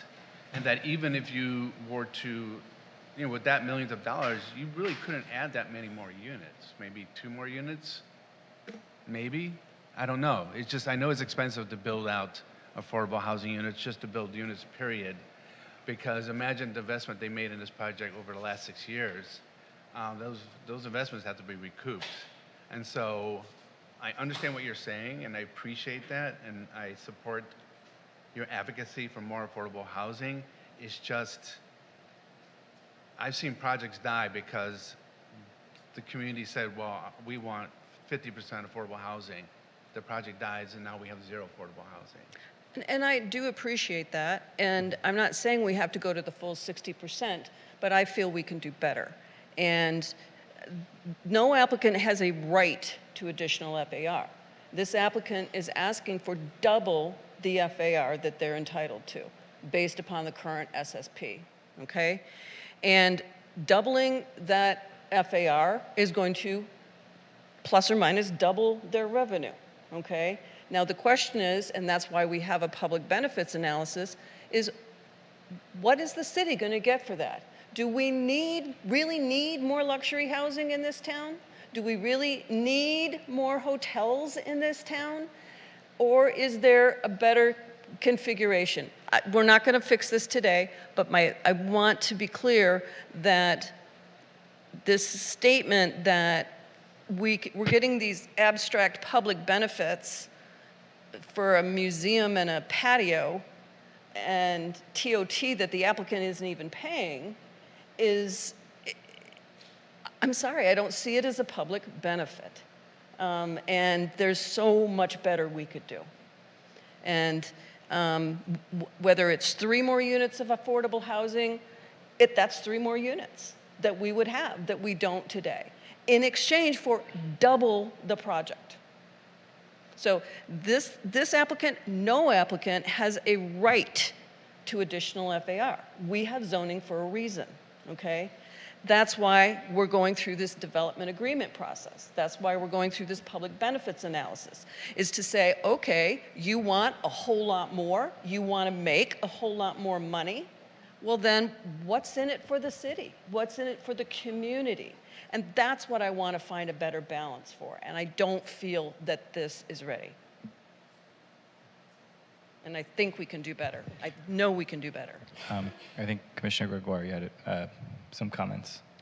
Yeah, I oppose a continuance. I think we should move this forward to the City Council. But I have enormous respect for Commissioner Hoopengarner and her thoughts about this and the public benefit. I'm a big advocate for affordable housing. I too sometimes think, wow, instead of spending all these millions of dollars on these other things, we could build more affordable housing. But I think generally, I think in the city we want to create a diverse community that offers a wide range of things to its citizens. So I don't think this is a reason. So a nominal amount of affordable housing would somehow be less diverse? No, but I appreciate the spirit of what you're saying, but I think that's also probably a policy decision for the City Council to make. But no, I definitely appreciate the spirit of your comments, but I would oppose continuing this, and I continue to support moving it forward to the City Council. Okay. So just to kind of quickly summarize, our main key tasks here are potentially approving the FEIR and also looking at the resolutions and development agreements and providing our recommendation to City Council. I'll just add in some of my thoughts right now, and I'm probably going to jump around more than I would have a couple of hours ago, just because of how late it is. But this is certainly a challenging project. I appreciate all the public, participation that we've had, and thank those that are still here at this late hour as well. It really means a lot to me, and I think that we all here want what's best for the city and are just trying to understand the project. If I were to speak, I guess I'll just touch on a couple of things. So, Viper Room, I mean, I've worked on historic projects before. I don't know if the architectural merit is really there. It seems like the people that are currently operating the Viper Room like the idea of this change, so that feels like a sensible thing to do. Taking a look at the Sunset specific plan itself, I know it's potentially a little bit dated, and maybe there's some questions or concerns about how our approach is as we move forward, but I know we've talked at length years ago on this commission about how we need to build and how we need to build smarter and where to build more and where not to. And Santa Monica and Sunset have been the places that we've talked about more. Now, I realize there's consequences and it's a big ask, and the FAR that this building is providing is huge. And I do wish that at the end of the day, there were more than 16 inclusionary units and more housing in general. But we do have a project here that has some housing and has some inclusionary units, and we might not. There are other projects that aren't offering that or haven't. I agree with Commissioner Edwards that the system is not necessarily set up to facilitate these things. When we look at some comparable properties that are around there, they seem to be financially struggling. So my bigger concern is that we're going to wind up with a hole in the ground and it doesn't move forward.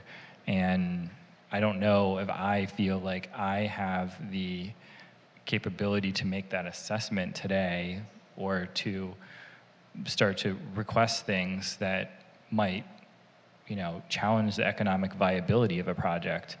That being said, I feel like there are some conditions that potentially could be tuned, and this is maybe something for the applicant, but I mean, one goal with the billboard project was to try to make sure that the Sunset Strip was activated and that spaces were being used. I know that there's some language about the units, the hotel rooms, the number of keys that are sold, but I feel like you see so many spaces that are restaurant/retail that are just sitting empty, and I know that we've got the hotel and it's going to want these services, but it seems like we have some other businesses that may be challenged with that right now, and so I do feel like that's something that should be considered, is if that condition lives in there and there's a way that it can be kind of pushed that property needs to make that work, that whatever's happening at street level needs to happen and not sit empty and potentially be a safety concern. I also think that, in terms of public benefits, I think that outdoor space could be used under a greater duration of time, and I think it can be operated safely, and I think that we already have some of that's been here for years on Sunset, and I don't know all the facts, but it doesn't seem like it's been a major problem. One hotel and over where, I'm blanking on the name of it at this hour, is at the where the Equinox and all of that, yes, Sunset Millennium. I don't know. It seems like it's working. I'm not hearing about massive safety issues there. So I would think, let's make it accessible, like after work hours for a little bit. I'm not saying all night, 24/7, but I think it's manageable. And I also, if there's an issue that arises over time, then that could hopefully be addressed. I do feel pretty strongly that we should make sure the inclusionary units have a parking access. Just give it to them. I think there's plenty of flexibility. The applicant said they're okay with that. That seems easy. There's definitely a lot of refinement that needs to happen to the project, but it seems like it's moving in that direction.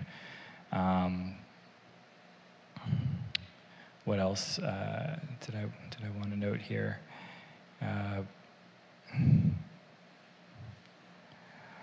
Let's see. Sorry, apologies here. I guess looking at this overall, I mean, just to go back to the housing portion for a minute, honestly, maybe I'm being critical here, but we've got a project that has some housing, and no, it's not maybe meeting that 60% goal for more affordable housing, but then sometimes I feel like we're looking at projects that have a lot of affordable housing, and we're kind of bashing it. So I don't know. I mean, this is just the situation that we're in. There's some projects that come by that have a lot of affordable housing. I did live in New York for a period of time, and I've seen where things can maybe not be planned well, and we've had some good affordable projects come to us. This is one that has some affordable housing, maybe not as aspirational, and maybe we wish there was more, but it is trying to be profitable as a viable business. So I don't know where we can influence that right now today. I mean, that's a bigger discussion to be had. So that being said, I would love to see a way that we could make this work, because if you look at what's there now, what is it offering? I don't know. I'm not sure that that's good use of the land as it is right now. It seems underutilized, and it seems to be in a high-density area. I know there's some traffic concerns, but again, it doesn't feel outrageous. My biggest concern is really cleaning up of some of the documents, tidying it up, making sure that the right conditions are in place. I know it's really late, but I do have that concern too, that there's enough volume of things that need to be picked up that it is going to be hard to do it here right now, unless staff has worked some incredible magic in the last hour or two. If not downright impossible. Maybe we should check in with them and see where things are. But the list is huge. I don't know how we're going to go through it now, in my mind, in terms of cleanup of the resolutions. Okay, so okay. So if there's interest, we can let you know what we have in terms of conditions to address some of the things that have come up along the way. And if there's anything that we missed, you can let us know. And then if that seems good, what we can do is we can read all of that into the record, and then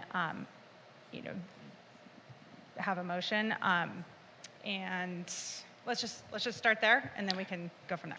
Okay. So Doug has a series of conditions that I think he referenced in his staff report that are just some cleanup items.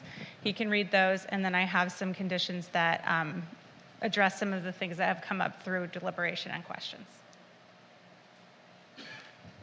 Great. So to start with, some revisions and corrections that have been brought to staff's attention by Commissioner Hoopen-Garner that we would like to read into the record, as well as a couple of others that staff has noticed in the past couple of days.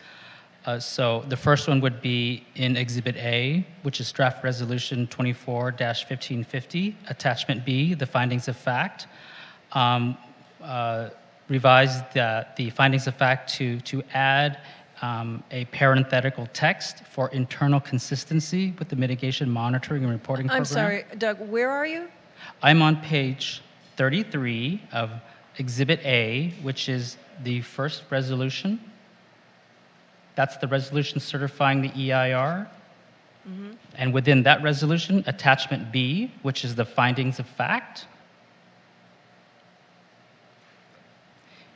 And on page 33 of that, there is the mitigation for geotechnical investigation, MMGO1. In the last sentence of that mitigation, there is some parenthetical text that is in the actual mitigation itself. I'm sorry, Doug. Page 33 of Exhibit A. I think the confusion is that there's 2 page numbers on these documents.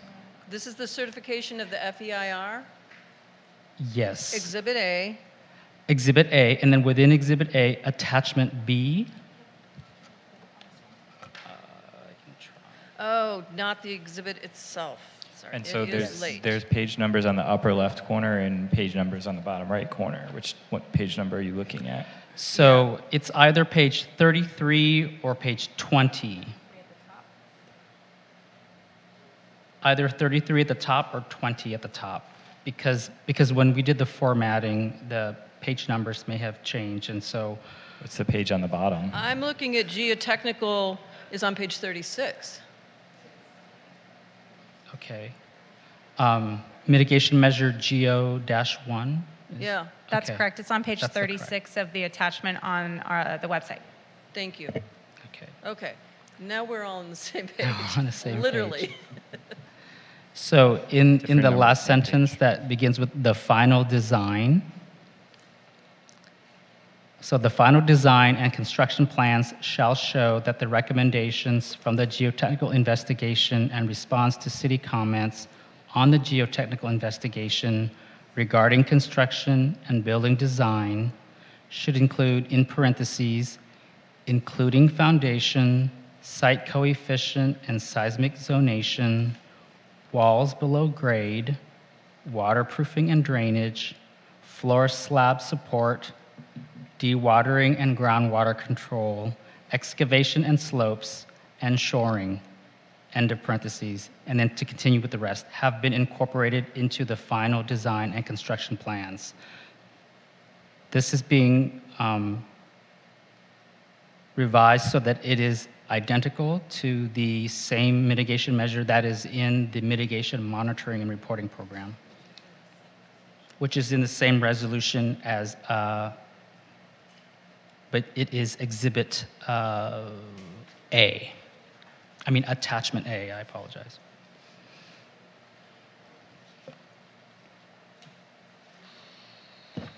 Okay. The next item I'd like to read into the record is Exhibit B, which is Draft Resolution PC 24-1551.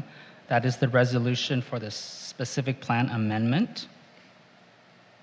On page 4 of that resolution, there should be a correction.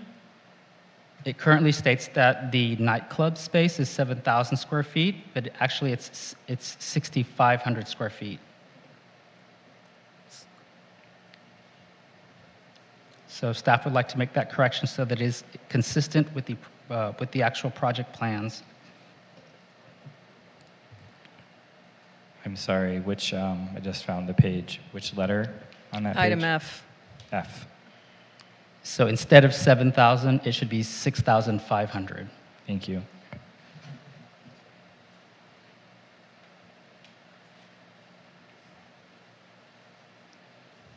Okay.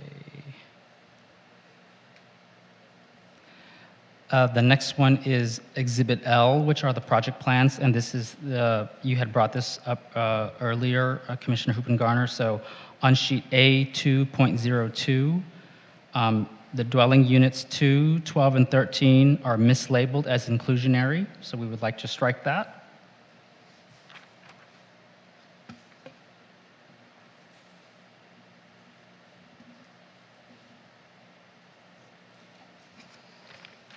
And then the others that I have are also on Exhibit E, which is the Resolution 1554, which is the entitlements for the project.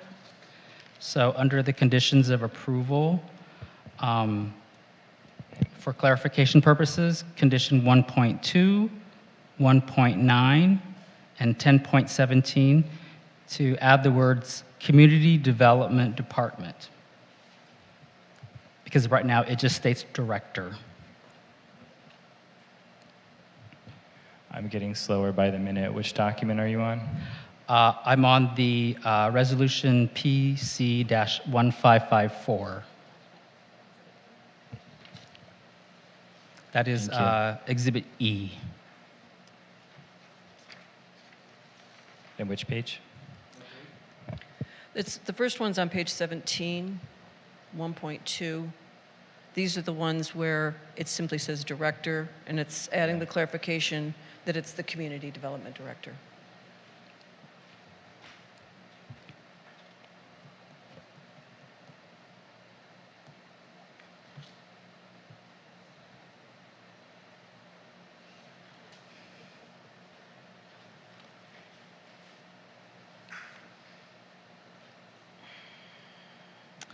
And then there were a couple of others, Commissioner Hooper and Garner, that you had brought to my attention, and I wasn't able to finish before I had to leave for council chambers, but it was in reference to a couple of conditions approval that I believe were incorrectly referenced.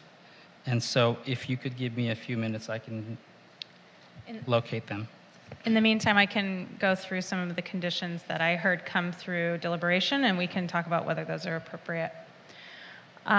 So the first one that I heard was about the pre-function space and ensuring that the pre-function space and the banquet space remain tied together. We could add a condition under the operations section. It would be 13.34, stating to the effect that the operators shall make the banquet space available in conjunction with the pre-function space. The two areas may not be booked separately. In reference to the breezeway space, use of the breezeway space, add operations condition 13.35. The breezeway space, we can better define that if you want. The breezeway space may not be used as outdoor dining for any of the restaurant tenants of the site. Jennifer?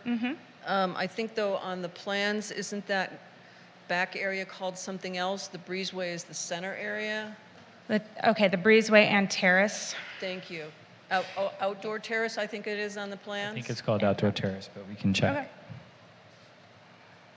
Okay. Outdoor terrace. Spaces. The breezeway is the portion adjacent to the grand stair.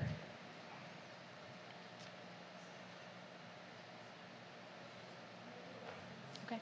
Or So we can identify both of those spaces then. Okay.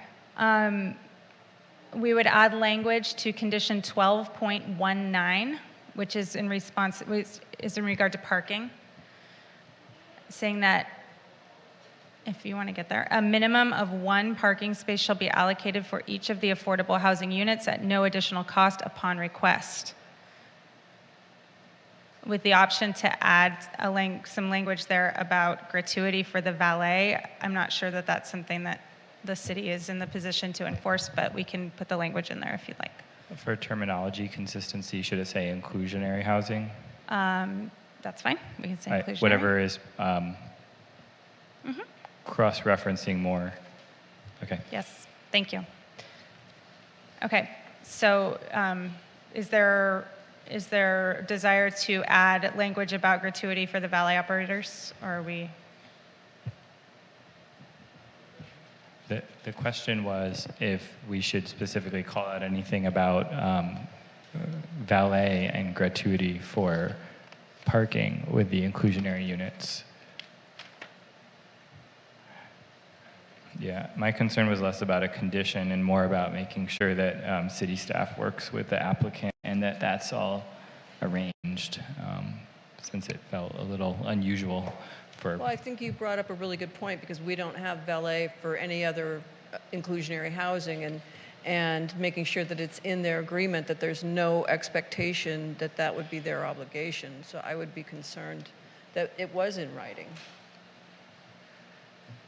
So the language that I have put in there, potentially if there's desire for it, is the building ownership will provide gratuity to the valet operators for operation of these spaces. I mean, conversely, I don't think there's harm in having it there. It states that.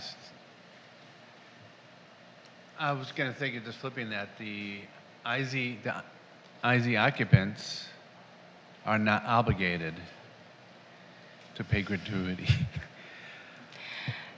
Because then the arrangement between the developer is like it was a private act, so I don't know how we can enforce that or. So I think there's a couple of things. One is, again, I don't think that the city's in the position to enforce whether someone feels obligated to provide gratuity. And I think the nature of tipping is that it's not necessarily an obligation unless somebody feels that it's an obligation. So that's a tough one to enforce. But, you know, we can... I feel like to me, it seems like someone would feel better if they know that person is being taken care of somehow. Agree. And that there's an onus on someone to do that, and that it doesn't have to be someone that may be more challenged to do that versus feeling bad because you can't. I agree. Yeah. So maybe I like as you stated it Okay, personally. that's fine. I would say we can expand the hours of operation for the open spaces provided as part of the public benefit to 7 p.m. If that's what the I commission hadn't feels ever is actually thought appropriate. about what time is the good time, other than that it was later than 3 p.m. And that's probably in a number of locations, correct? Right, and that would be something that the Planning Commission would be recommending to change in the development agreement for the City Council. So that could be part of the action. Yes. While we're here on page 39, though, should we be striking 12.23 as a duplicate of 12.13? Yes, thank you. We can strike condition 12.23 as a duplicate.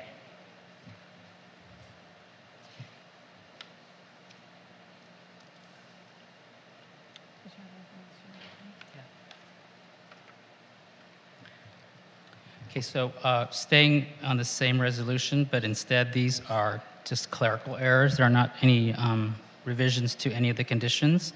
So in that same resolution, at the beginning of page 8, in that first paragraph, it references condition 12.17, but it should be 12.21.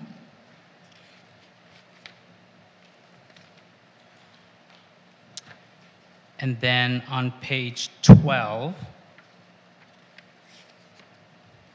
which is part of the findings under section 12.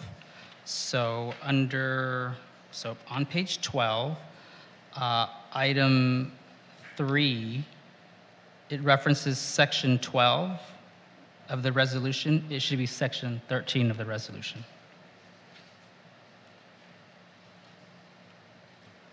And those are the two that I have.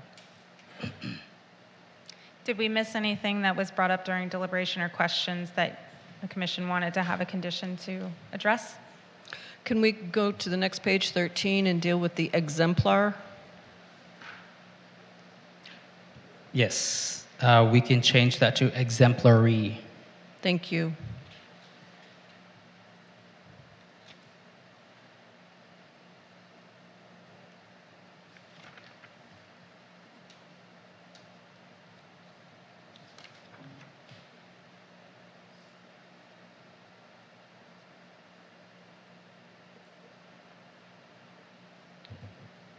Was a question about conditions, additional conditions?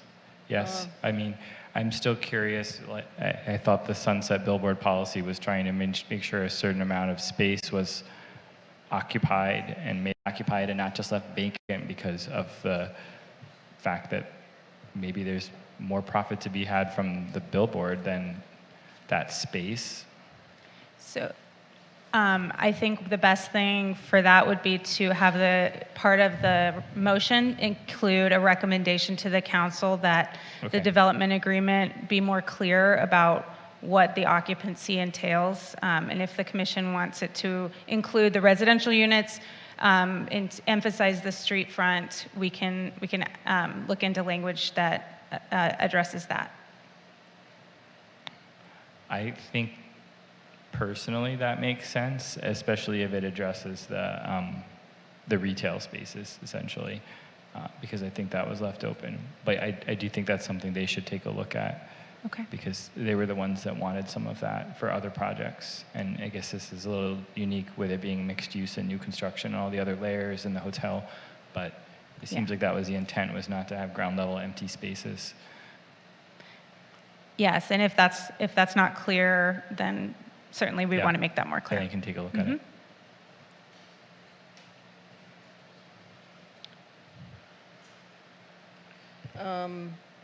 10.1.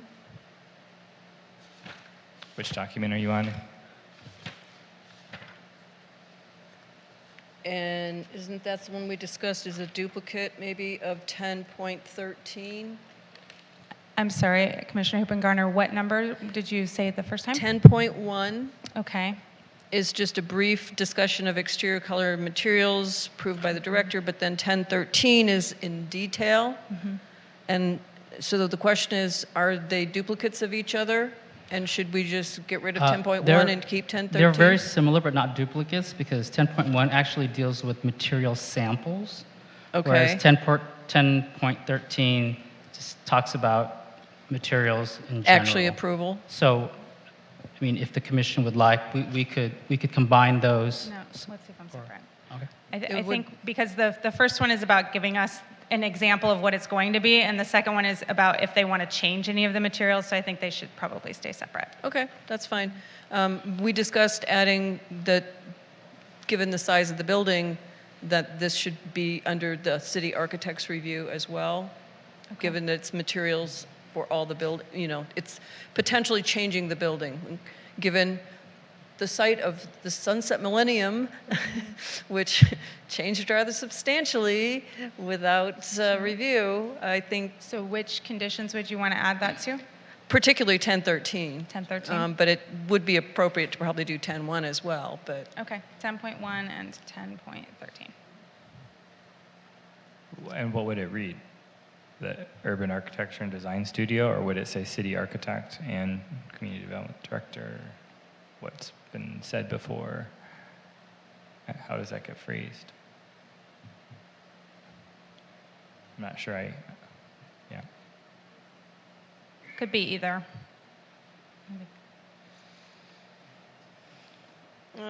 Since we're doing it, 1012 needs to lose the word services, I believe. Community Development Director, not Community Development Services Director. Okay, we'll look through all of the references to the director and make sure that it was cleaned up properly from Planning and Development Services Director to Community Development. And 10.1 and 10.13 could say approved by the Community Development Director in consultation with the city architect. Okay. And City Architect, okay.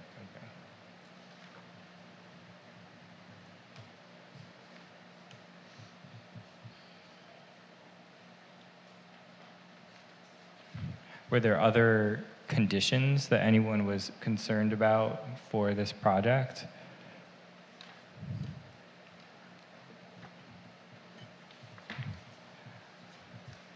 And I guess I would ask, how are we feeling in general? I mean, we've discussed some conditions. Does everyone seem to like the ones that we've discussed thus far, as in no issue or concern? Okay with them being I'm okay with them. part of a motion?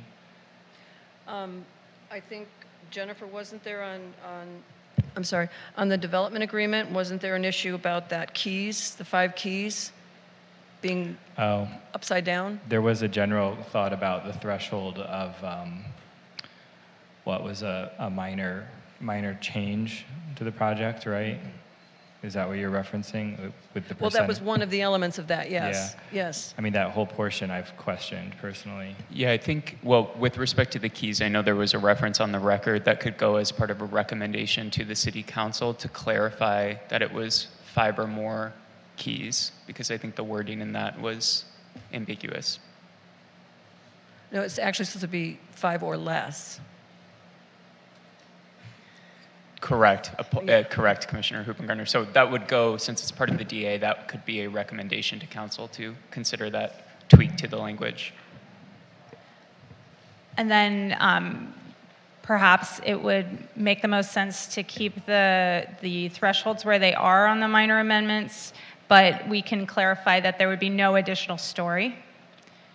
That way, it would be to more allow for adjustment between floor plates versus adding a whole other story to the building. I mean, that seems like maybe that was the original intent, was if you Yes. needed 6-8 inches of space between floor plates for mechanical or something. Exactly.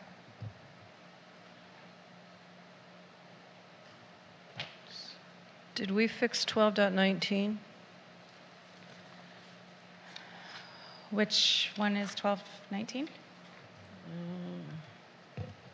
Oh, yeah, that we did. That was the inclusionary Yes. parking.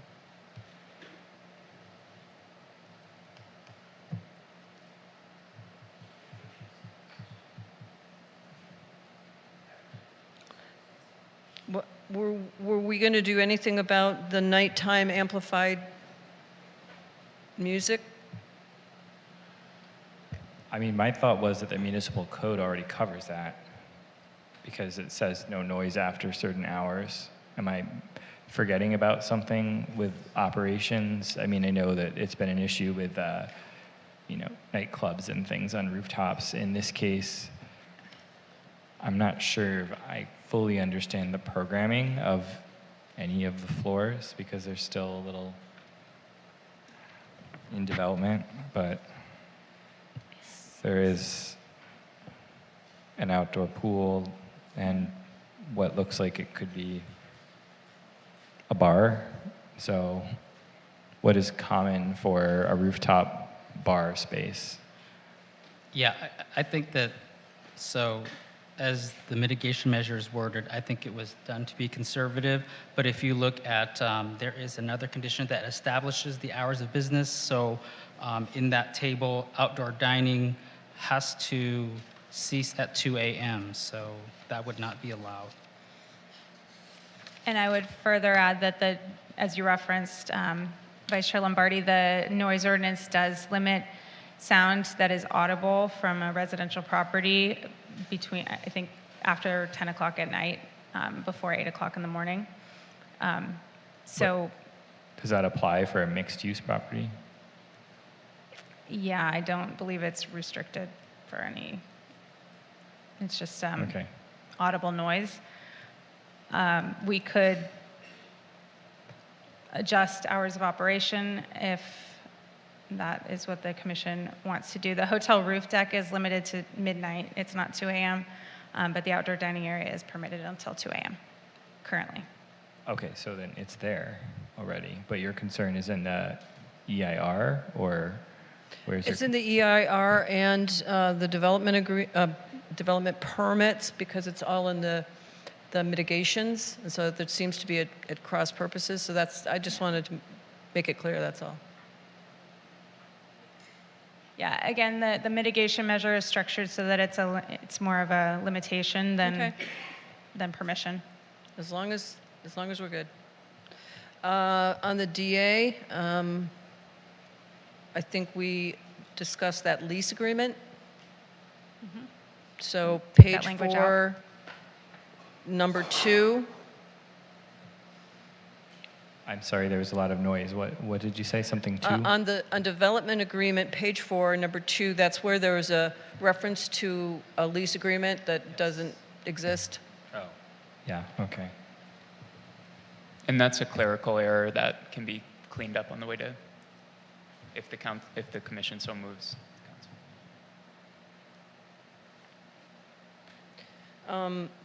This is more gnarly, but we discussed about the frequency of changing of the exhibits in the gallery and, what the curation is. The idea is that it's not just one thing goes up on day one and it stays that way for 25 years or 30 years or whatever. I believe the applicant stated that they would be amenable to changing it every 6 months. It can be a recommendation to the city council as part of the DA. Yeah, it's a slippery slope. I agree it shouldn't just be static forever, but also, are we the ones to be telling them how to change the gallery? I don't know if 6 months is... It's a lobby, let's be clear. Yeah. You said it, but yeah. Every maybe they should 12 review. months?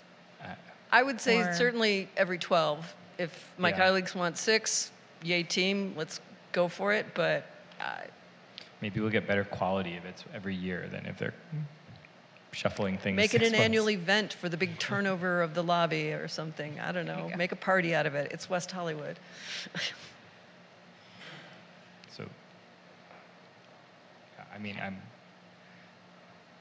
I understand the concern. I'd be okay with 12 months.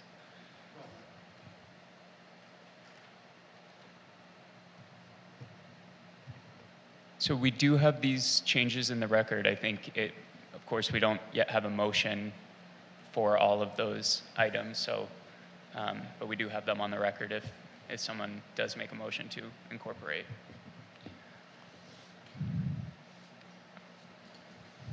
Yeah, so I make a motion to adopt all the changes to the development agreement and to the development, what's the other word? So, The development permits, thank you. and Commissioner Edwards, just a clarification for your motion, it would be the changes read into the record. Yes. And additionally, the recommendations read into the record on the development agreement to send Yes. those recommendations up to council. Yes. I'll second that. Okay, so we have a motion and a second. The motion is to approve the FEIR and recommend to City Council the approval of the development agreement. The EIR, it's also a recommendation to certify it's the EIR. Recommendation to certify. Got it. Okay. Both recommendations and the development agreement. Is that correct, Commissioner Edwards? That's a Yes. motion. Do we need to With read out the rest of all 6 as part of the motion? I would. Okay. Yep. So we've already done number 1. So number 2 is the amendment of the Sunset Specific Plan to change the development standards that accommodate the proposed project. Approval of a development agreement with the changes that were read into the record, right? Yes, the changes recommended. Yeah. Yep. In conjunction with the required public benefits for the new development and off-site advertising billboards. Amendment to the zoning map in conjunction with the development agreement for the new development and off-site advertising billboards. Land use entitlements, including demolition permit, development permit, conditional use permits, sign permit, and administrative permit, and conditional approval of a vesting tentative tract map for the proposed project. And I would second all of that. Thank you. Okay, we have a motion, we have a second. Are there any questions or any discussion?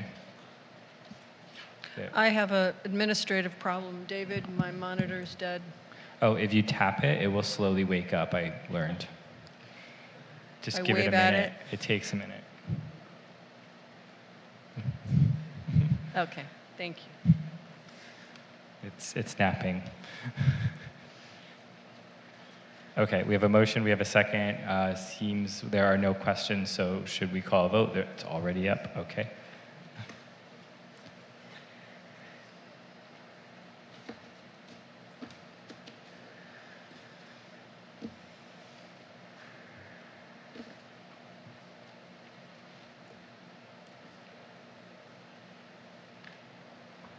And the motion passes, noting 3 ayes. Vice Chair Lombardi, Commissioner Edwards, Commissioner Gregoire. We have 2 recusals, Commissioner Matos, Chair Carvalero, 1 excused, Commissioner Jones, and Commissioner Hoopengarner voting no.